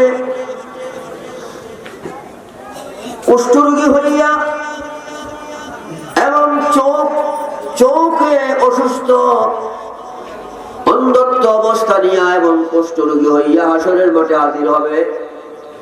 মানুষ দেখে বুঝবে যে এই সন্তান তার পিতা মাতাকে কষ্ট দিয়েছিল, নিজ সুখ সমৃদ্ধির জন্য, নিজের সুখের জন্য পিতা মাতার খেদমতের উপর তারা কোরবানি দিয়েছিল, খেদমতের উপর তারা জলাঞ্জলি দিয়েছিল। পিতা মাতার খেদমত করার পরিবর্তে তাদের উপর কি করেছিল?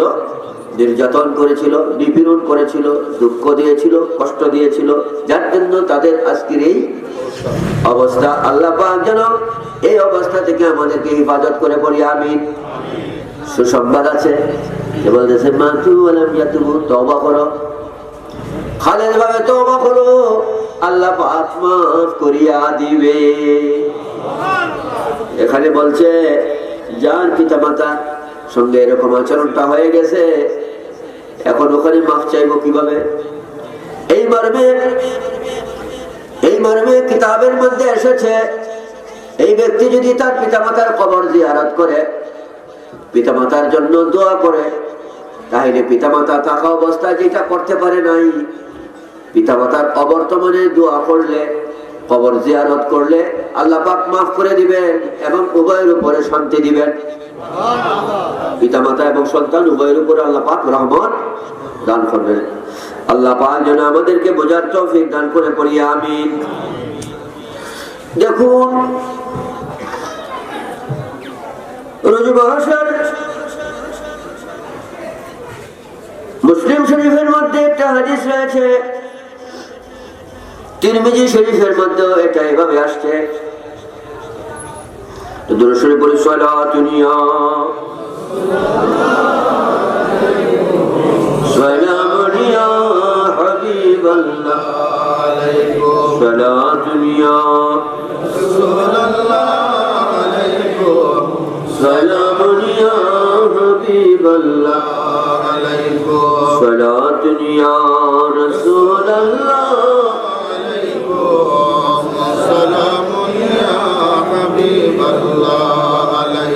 মোহাম্মদ মুস্তাফা নূরুন আলা নূর, হাবিব কিবরিয়া সরতা কদম নূর, সালাতুন ইয়া রাসূলুল্লাহ আলাইকুম, সালামুন ইয়া হাবিবাল্লাহ আলাইকুম, সালাতুন ইয়া রাসূলুল্লাহ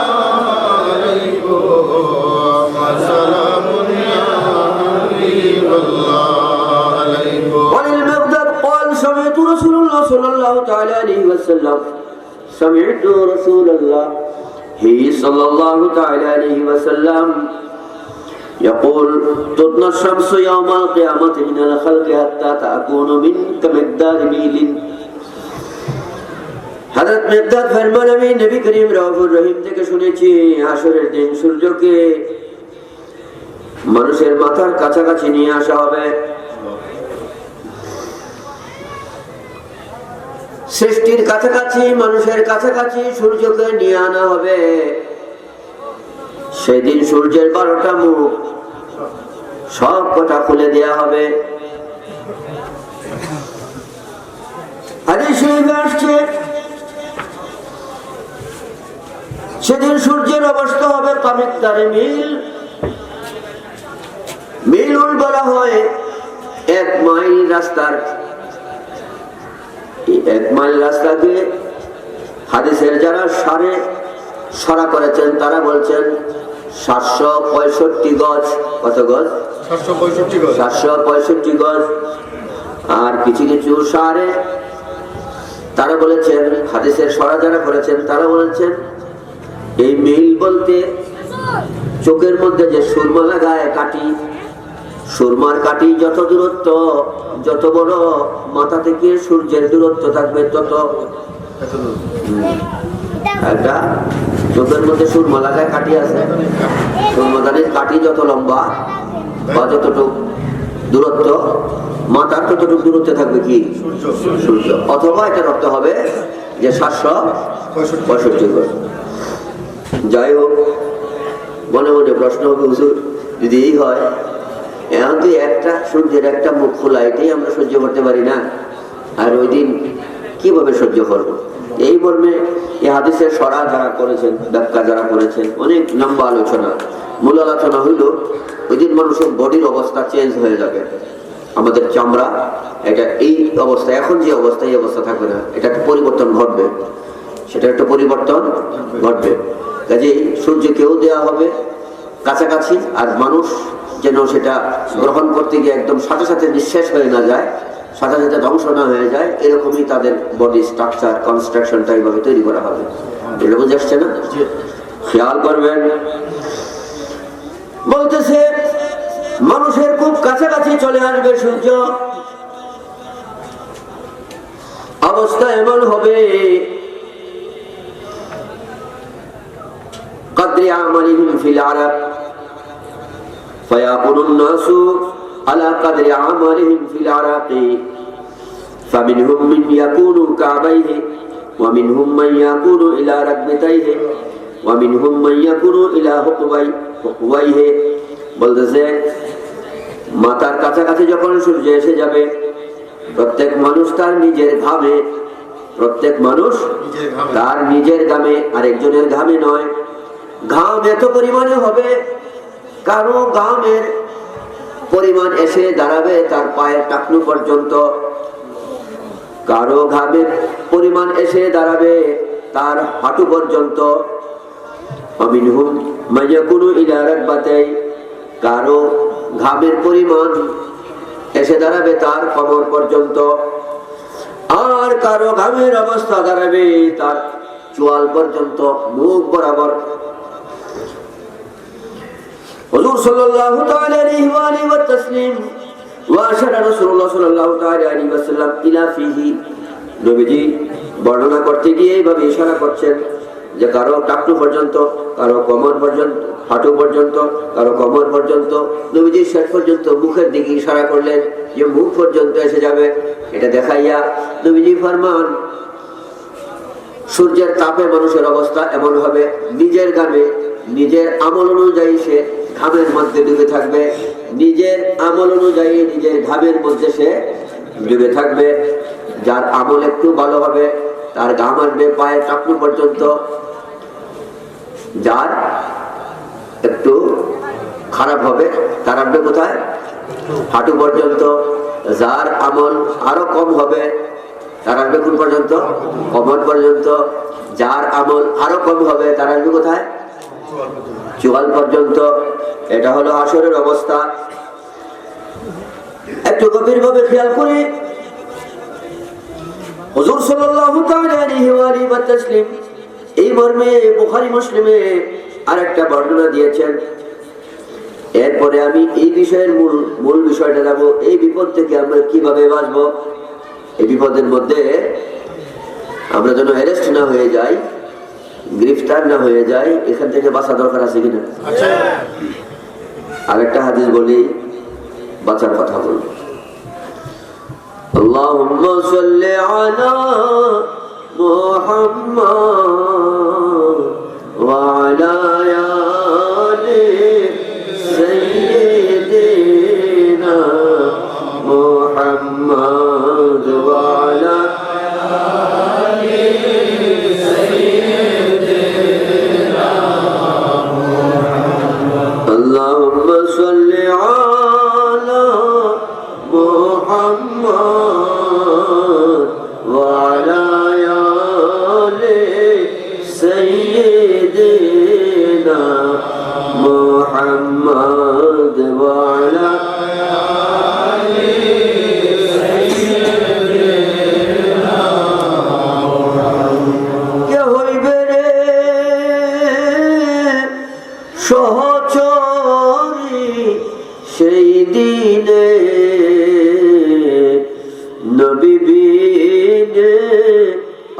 অন্ধকার সেই ময়দানে আল্লাহুম্মা সাল্লি আলা মুহাম্মাদ ওয়া আলা আলি সাইয়্যিদিনা মুহাম্মাদ ওয়া আলা আলি সাইয়্যিদিনা মুহাম্মাদ। সামনের দিকে যত বাড়াবো হাদিসগুলো একের পর যদি হাসরের মাঠের আলোচনা করি এই ভয়াবহতা দেখা দিবে। আমি আর হাদিসের দিকে যাব না, এক কথায় বলছি ভয়াবহতা থাকবে ওই শ্রেণীর মানুষের জন্য, এ সমস্ত ভয়াবহতা থাকবে ওই শ্রেণীর মানুষের জন্য যারা তওবা করে না, বেখবর অবস্থায় দুনিয়ায় গুনাহ করে করে কবরে চলে যায়, এদের জন্য এই অবস্থা থাকবে। এই অবস্থা থেকে মুক্তি লাভের জন্য আল্লাহ তাবারাকা ওয়া তাআলা ফরমান, ইয়া আইয়ুহাল্লাযীনা আমানুত্তাকুল্লাহ ওয়া কুনু মা'আস সাদিকিন। এই বান্দারা আল্লাহকে ভয় করো, আর যারা সাদিক সত্যবাদী নেককার তাদের সঙ্গে হইয়া যাও। এই নেককারের মধ্যে সত্যবাদীদের মধ্যে প্রথম হইল নবী মুহাম্মদুর রাসূলুল্লাহ সাল্লাল্লাহু তাআলা আলাইহি ওয়াসাল্লাম, সেই সাথে আহলে বাইত, সেই সাথে সাহাবায়ে কেরাম, আউলিয়ায়ে কেরাম। তাদের সঙ্গী হওয়ার জন্য কে বলছেন? আল্লাহ বলছেন। তাদের সহবত রাখার জন্য, তাদের সাথে মহব্বত রাখার জন্য কে বলছেন? আল্লাহ বলছেন। তাদের সাথে মহব্বত রাখলে কি হবে একটু গভীরভাবে খেয়াল করি।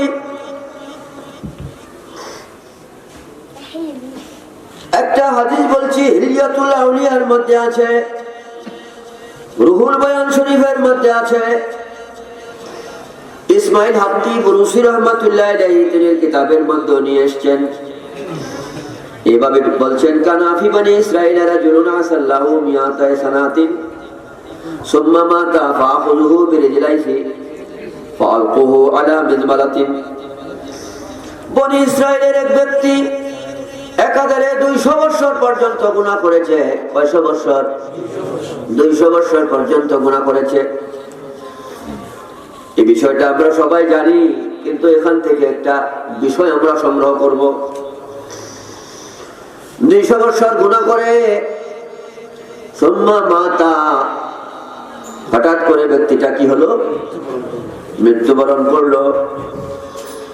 মৃত্যুবরণ করায় ফাআখাযুহু বিরিজলাইহি ফালকাহু আলা মিজবালাতিন, তার পায়ে ধরে টেনে, এই ব্যক্তির পায়ে ধরে টেনে টেনে ময়লার স্তূপে নিয়ে ফেলে দিল, ডাস্টবিনে ফেলে দিল।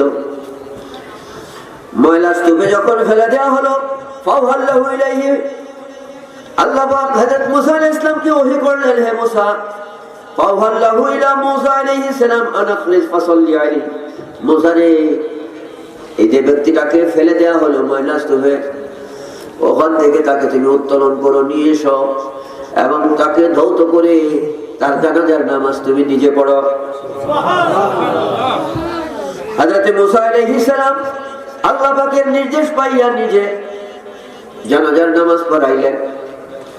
আল্লাহর নির্দেশ মোতাবেক নামাজ পড়ে মাবুদের কাছে ফরিয়াদ করেন, মাওলা তোমার নির্দেশ মোতাবেক আমি নামাজ পড়েছি, কিন্তু বনি ইসরাইলের লোক আমাকে সাক্ষ্য দিয়েছে আন্নাহু আসাকা মিয়াতা সানাতিন, মাওলা এর তোমার অবাধ্য ছিল 200 বছর, কোনো আমল করে নাই, বরং তোমার অবাধ্য ছিল কয়শো বছর? 200 বছর তোমাকে তোমার অবাধ্য ছিল। এটা মুসা আলাইহিস সালাম বললেন। আল্লাহ পাক ফরমান, মুসা হাকাদা কানা, তুমি যা বলছো এটা ঠিক আছে, 200 বছর পর্যন্ত সে গুনাহ করেছে, কিন্তু ইল্লা আন্নাহু কানা কুল্লামা নাশারাত তাওরাত ওয়া নাযারা ইলা ইসমি মুহাম্মাদিন সাল্লাল্লাহু আলাইহি ওয়াসাল্লাম ক্বাব্বালাহু ওয়া আদাহু আলা আইনাই।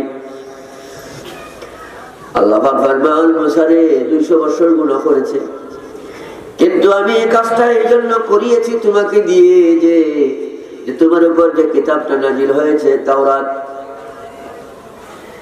এই কিতাবের মধ্যে আমার প্রিয় নবীর নাম আছে, যেই নবী না হইলে তুমি মুসা হইতে না, নবীগণের নবুয়ত হইতো না, রাসূলগণের রাসূলের সালাত হইতো না। সে আমার আখিরি নবীর নাম। তোমার এই উম্মত যখন তোমার উপর দেওয়া তাওরাত কিতাবটা যখন খুলতো আর আমার আখিরি নবীর নামটা যখন পাইতো, সেই নামের উপর সে চুমা দিত এবং তার চোখের উপর রাখতো। আমার আখিরি নবী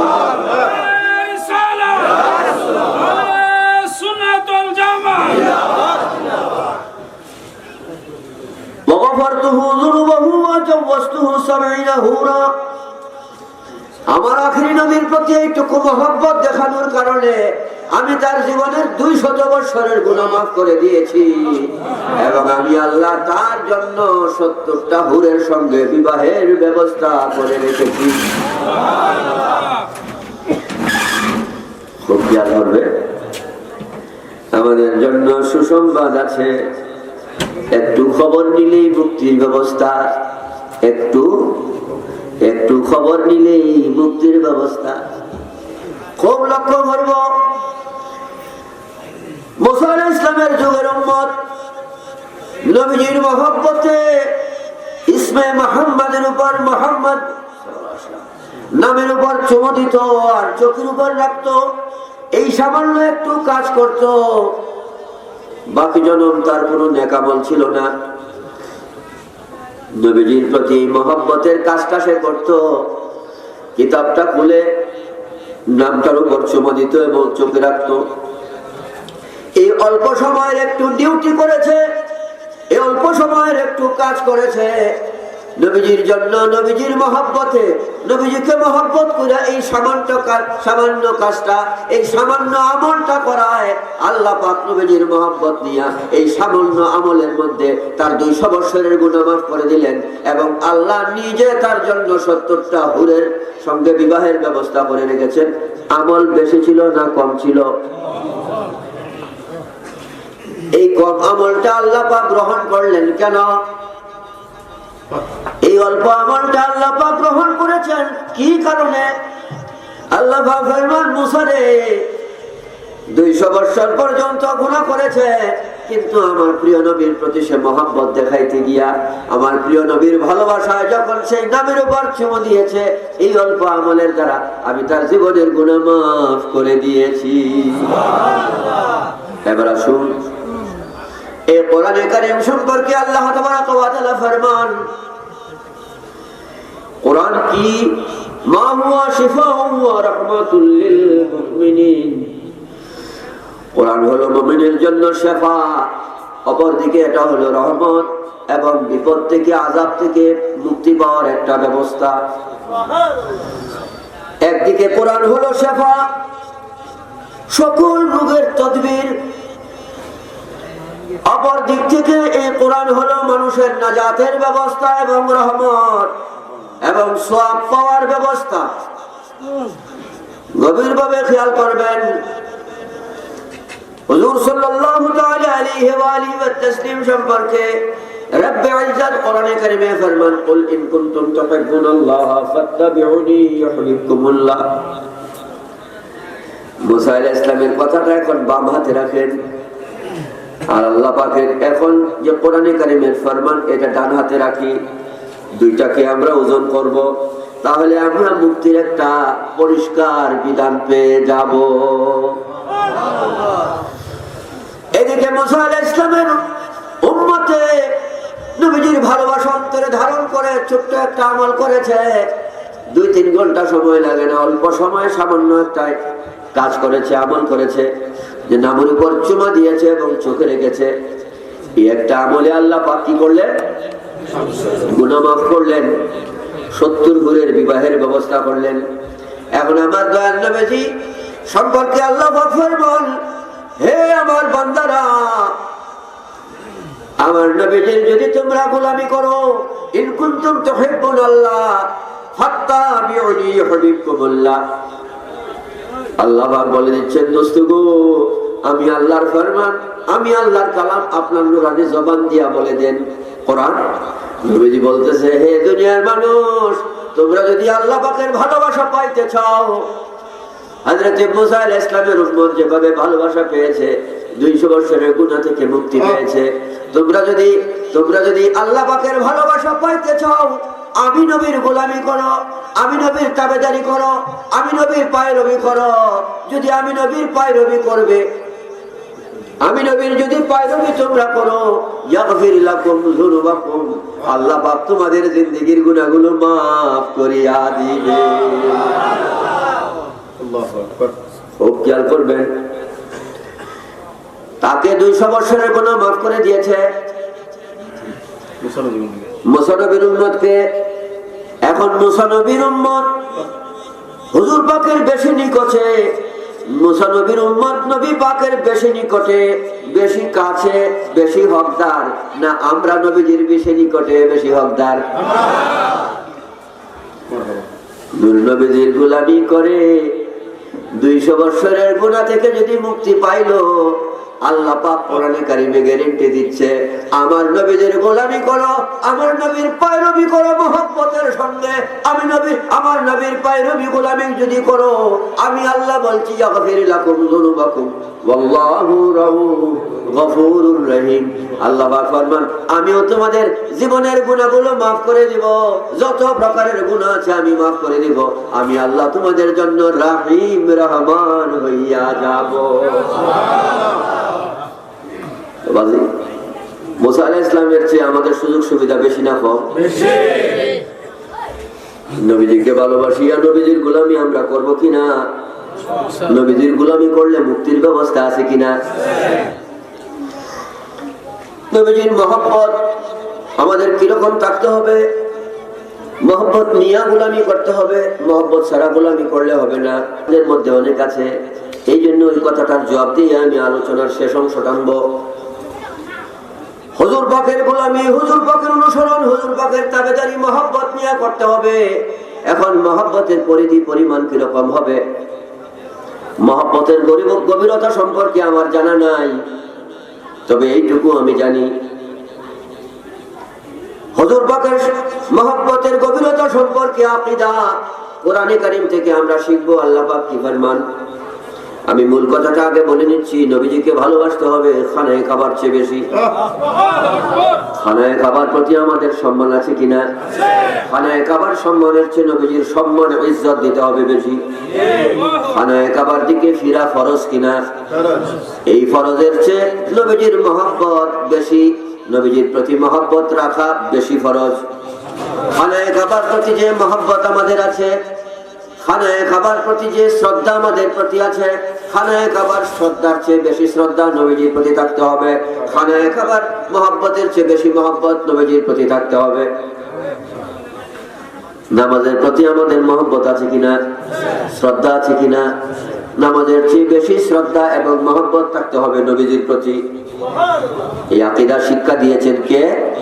আল্লাহ। যেমন কোরআন আল্লাহ তাবারাকা ওয়া তাআলা ফরমান, ইয়া আইয়ুহাল্লাযীনা আমানু ইসতাজিবু লিল্লাহি ওয়া লির-রাসূলি ইযা দাআকুম। আল্লাহ পাক ফরমান, হে আমার বান্দা, তোমরা যখন নামাজে দাঁড়াবে, নামাজ ফরজ, ফরজ নামাজে যখন দাঁড়াবে কিবলামুখী হওয়া ফরজ, কিবলার দিকে যখন তোমার মুখ থাকবে, কিয়াম করা ফরজ, রুকু সাজদা ফরজ। নামাজের এই ফরজ কর্মগুলোর মধ্যে যখন তুমি থাকবে, এই অবস্থায় যখন আমার নবী তোমাকে ডাক দিবে, নামাজ অবস্থায় যখন তোমাকে ডাক দিবে, নামাজের কিয়ামের মধ্যে যদি তুমি থাকো, নামাজ ছেড়ে কিয়াম ছেড়ে নবীজির ডাকে হাজির হয়ে যাবে। রুকুতে তুমি আছো, রুকু ছেড়ে নবীর ডাকে হাজির হয়ে যাবে। সিজদায় আছো, আমি আল্লাহর জন্য সিজদা ছেড়ে হাজির হয়ে যাবে। কাবামুখী হয়ে আছো, কাবা ছেড়ে আমার নবীর ডাকে হাজির হয়ে যাবে। দুনিয়ার যত এই আয়াতে কারিমার দ্বারা আল্লাহ পাক আকীদা শিক্ষা দিয়েছেন, এই আয়াতে কারিমার মাধ্যমে আল্লাহ পাক আকীদা শিক্ষা দিয়েছেন, আমার নবীর ইজ্জত, আমার নবীর সম্মান সকল প্রকার ফরজের চেয়ে বেশি, এমনকি খানায়ে কাবার চেয়েও বেশি। কাবার দিকে ফিরে থাকা যেমন ফরজ, নামাজের মধ্যে থাকা ফরজ, এইভাবে নামাজ, রোজা, হজ, যাকাত, টুপিদারি থেকে শুরু করে সকল প্রকার ফরজ ওয়াজিবের চেয়ে নবীজির প্রতি ভালোবাসা রাখা ফরজে আযম, বড় ফরজ। বিষয়টা বুঝতে আসছে না? আল্লাহ তাবারাকা ওয়া তাআলা এইভাবে আমাদেরকে শিক্ষা দিচ্ছেন, ওয়া তুআযিরুহু ওয়া তুওয়াক্কিরুহু ওয়া তুসাব্বিহুহু বুকরাতাও ওয়া আসীলা। এই আয়াতে কারিমার তাফসীর দেখুন, আল্লাহ পাক ফরমান আমার নবীর ইজ্জতে ঝাঁপিয়ে পড়ো, সাহায্যে ঝাঁপিয়ে পড়ো, আমার নবীর ইজ্জত করো, সম্মান করো। ওয়া তুসাব্বিহুহু, তারপরে আমি খোদার তাসবিহ করো, আমি আল্লাহর ইবাদত করো। আমি আল্লাহর তাসবিহ, আমি আল্লাহর ইবাদত পরে, আমার নবীর মহব্বত আগে। এই জন্য আল্লাহ পাক ফরমান ওয়া তুআযিরুহু ওয়া তুওয়াক্কিরুহু ওয়া তুসাব্বিহুহু বুকরাতাও ওয়া আসীলা। আমার নবীর ইজ্জত, আমার নবীর মহব্বত আগে, তারপরে আমি খোদার ইবাদত। আগে নবীর মহব্বত করো, ইজ্জত করো, সম্মান করো, তারপরে আমি খোদার ইবাদত করো। আকীদা শিক্ষা দেয় আল্লাহ, নবী মানা আগে, বন্দেগী পরে, নবীর মহব্বত আগে, ইবাদত পরে। ওই যে বলছিলাম মেহমান মিষ্টি নিয়ে আসছে, মেহমান কি নিয়ে আসছে? মেহমান আমার পছন্দ না, মিষ্টি পছন্দ হইবে কিনা? মেহমান যদি আমার পছন্দ হয়, আদরের হয়, যত্নের হয়, মহব্বতের হয়, সে যাই নিয়ে আসবে তাই আমার জন্য বড় পছন্দের সম্পদ। এই জন্য আল্লাহ পাক একথাই শিক্ষা দিচ্ছেন, আগে নবীর মহব্বত, তারপরে ইবাদত। আগে নবীকে মানো, মহব্বত করো, তারপরে ইবাদত করো। আজকের সময়টাতে এমন হয়ে গেছে যে আগে ইবাদত ধরো, তারপরে বাকি যা করো। তো হুজুর মধ্যখানে এই কথাটা কি বললেন? মধ্যখানে এই কথাটা এই জন্য বলছি, আজকের এই হবিগঞ্জের শহরে আজ থেকে 50 বছর আগে আমাদের এই হবিগঞ্জের শহর গ্রামে মিলাদ ক্যাম্প করতে গিয়ে বেদাত ফতোয়া দেনেওয়ালা কেউ ছিল? গড়ে গলিতে মিলাদ ক্যাম্প ছিল, ছিল কিনা? এখনই বেদাত ফতোয়া দেনেওয়ালার ভাইরাসটা কোত্থেকে আসলো? এগুলো আসলে কোত্থেকে? ভাইরাস সৃষ্টি হয়েছে। এগুলো আসছে কি হাতির পিঠে করে, ঘোড়ার পেটে করে আসছে? নবীজি ফরমান মুষলধারে বৃষ্টি যেভাবে আসে, ফিতনা সেভাবে আসে। এই ফিতনাগুলো কিভাবে আসছে? আমাদের এই বাংলাদেশের এমন কোন ইউনিয়ন নাই যে ইউনিয়নে 1-2টা ওয়াহাবি মাদ্রাসা নাই, আছে কিনা? কমটাই কইলাম, এমন কোন ইউনিয়ন নাই যে ইউনিয়নে 1-2টা ওয়াহাবি মাদ্রাসা নাই। এই তুলনায় বহু জেলায় আছে যেখানে সুন্নি মাদ্রাসা থেকে নীল। তাহলে আমরা আগায় আছি না পিছনে? এটাই জন্য বলছি, ওয়াহাবিদের ফোলাফান বাচ্চা কাচ্চা দেখছি, এদের একটা মেয়ে হইলে এটা মাদ্রাসায়, তাদের মাদ্রাসায়, আর একটা বাচ্চার অপেক্ষায় থাকে যে ছেলে হয় এটাকেও দিব, কিন্তু না হইলেও মেয়ে, ওইটাকেও মাদ্রাসায়। তারপরে চিন্তা করে যে একটা ছেলে হইলে ওইটাকে আলেম বানাবো, ওটাকে মাদ্রাসায় দিব, কিন্তু না, দেখা গেল ওইটা হইলো মেয়ে, ওইটাকেও কোথায়?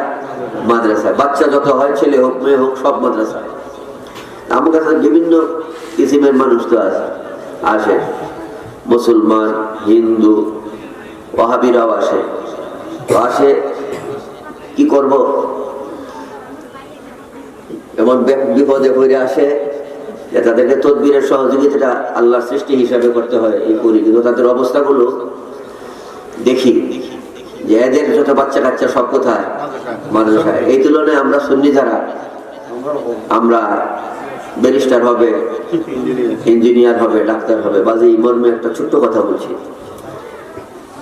মানুষ কে কি করবে, কে কি হবে, কার জীবনে কত টাকার মালিক হবে, এটা মানুষ মায়ের গর্ভে আসার আগেই। একটা রেওয়ায়েতে আসছে যে 40 বছর আগে মায়ের গর্ভে, 40 বছর আসার, মায়ের গর্ভে আসার 40 বছর আগে এটা নির্ধারণ হয়ে যায়। আরেকটা রেওয়ায়েতে আসছে মায়ের গর্ভে আসলে পরে তার মধ্যে যখন রূহ দেওয়া হয় তখন এটা নির্ধারণ করা হয় যে সে কোথায় কত টাকার মালিক হবে, কতদিন সে দুনিয়ায় থাকবে, তার বয়স কত হবে এবং কোন জমিনে সে দাফন হবে। এই জিন্দিগি তার যতদিন হবে অতদিনের মধ্যে সে কয় লক্ষ টাকার মালিক হবে, কতটা টাকা সে তার হাত দিয়ে আসবে যাবে, এটা পুরো একটা ডিটেলস তার জন্য সাজানো হয়। এই সাজানো প্রেসক্রিপশনটা নিয়ে, ব্যবস্থাটা নিয়ে সে দুনিয়া আসে।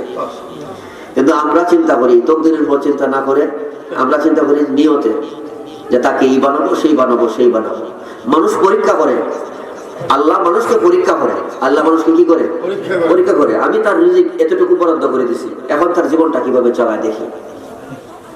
আল্লাহ যেহেতু আমার জীবনে কত টাকা লিখে দিয়েছেন এটা তো জানি না, আল্লাহ জানে না, আমি হয়তো জানি না। এখন আল্লাহর পরীক্ষা হইলো যে আমার জীবনটা কোন পথে আমি চালাই। আমি কি মদের দোকানে থাকি না কিতাবের দোকানে আমি থাকি? আমার জীবনটা কি মদের দোকানে থেকে কাটাইলাম না কিতাবের দোকানে থেকে কাটাইলাম? এটা আল্লাহ পাক পরীক্ষা করতেছে। কথা বলছেন? সকলের রিজিকে কিন্তু কে কত টাকার মালিক হবে, কে কতটুকু রিজিক পাবে, এটা কিন্তু লেখা।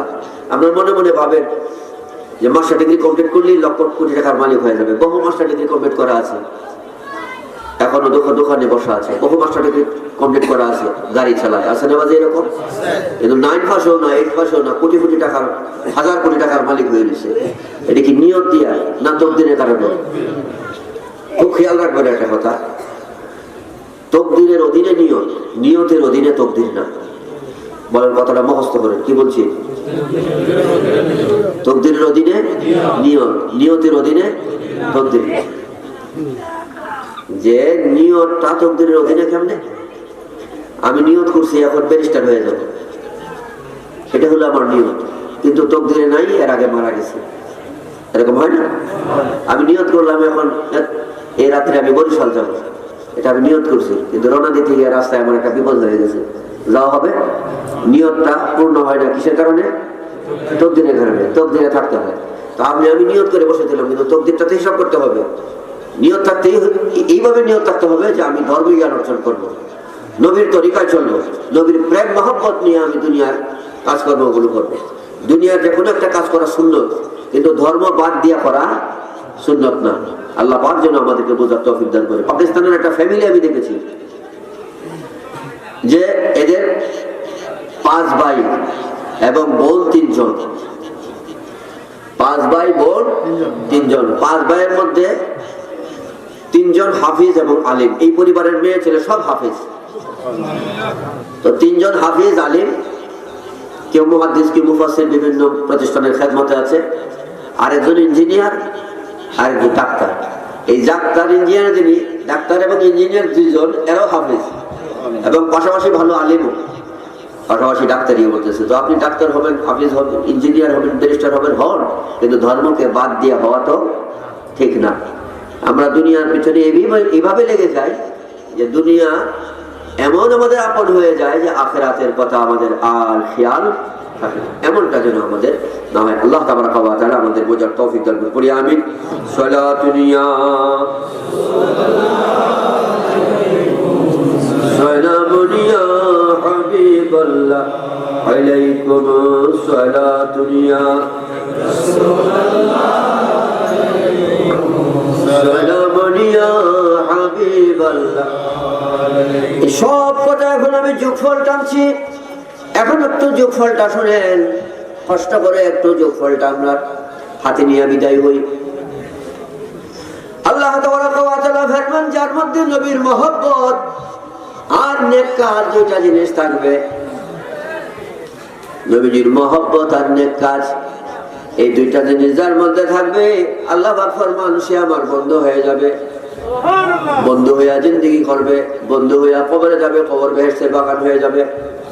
এখন আপনারা মনে মনে ভাববেন যে হুজুর, আপনি যে কোরআন শরীফের সূরা ইউনূসের রেফারেন্স দিয়া বললেন নবীর মহব্বত আর নেক কাজ থাকলে আল্লাহর বন্ধু হইয়া জিন্দেগি করব, আগামীকাল থেকে বন্ধু হয়ে রিক্সা চালাইব, বন্ধু হয়ে ভ্যান চালাইব, বন্ধু হয়ে দোকানদারি করব, বন্ধু হয়ে মাস্টারি করব, অফিস আদালত করব। হুজুর, আল্লাহর তো বন্ধু হইলাম, বন্ধু হইলে এমত অবস্থায় মৃত্যু আইলে আল্লাহর বন্ধু হইয়াই কবরে যাব, এটা তো ঠিক আছে, কিন্তু ঘটনাক্রমে যদি শয়তানের ওয়াসওয়াসায় একটা গুনাহ আমাদের মধ্যে হয়ে যায়, তখন এই যে হবিগঞ্জের শহরে বৈশা আল্লাহর সঙ্গে বন্ধুত্ব স্থাপন করেছিলাম, এই বন্ধুত্বটা, এই বেলায়েতটা কি নষ্ট হয়ে যাবে কিনা? আল্লাহর সঙ্গে এই সম্পর্ক আমাদের ক্যান্সেল হয়ে যাবে কিনা? বেলায়েতের দফতর হতে আমাদের নাম কেটে দেওয়া হবে কিনা? যদি শয়তানের ওয়াসওয়াসায় কোনো গুনাহ হয়ে যায়, এই মর্মে আল্লাহ পাক ভয় দিচ্ছেন। আল্লাহ পাক বলছেন, বান্দারা শোনো, আমার হাবিবের মহব্বত নিয়ে যখন তুমি নেক কাজে সবসময় চালু থাকবে, নেক কাজের মধ্যে তুমি অটল থাকবে, অবিচল থাকবে।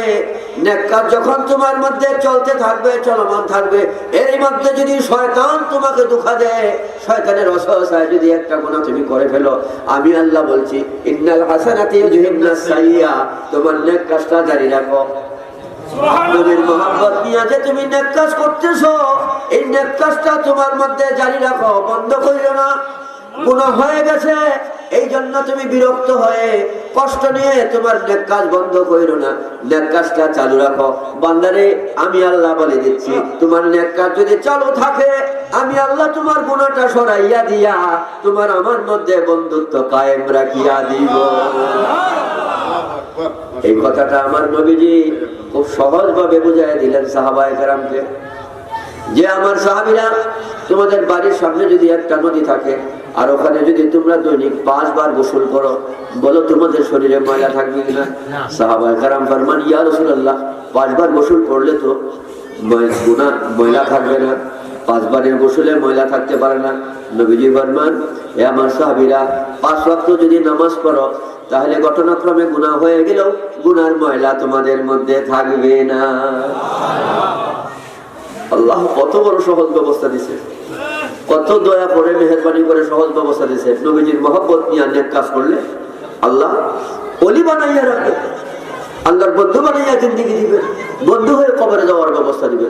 ঘটনাক্রমে শয়তানের ওয়াসওয়াসা, অনিচ্ছায় কোনো গুনাহ হয়ে গেল, আল্লাহ পাক গুনাহটা সরাইয়া দিয়া আল্লাহ এবং বান্দার মধ্যে বন্ধুত্ব কায়েম রাখবেন। আল্লাহ পাক যেন আমাদেরকে এই মাজলিস থেকে আল্লাহ ওয়ালা হয়ে বিদায় হওয়ার তৌফিক দান করে, পড়ি আমিন। আসুন যিনি আসলে ঈমান रूह कुरान मज़दीन उस नबी पर कह रहे होकर सलातु सलाम पढ़ाओ, आमीन। या नाम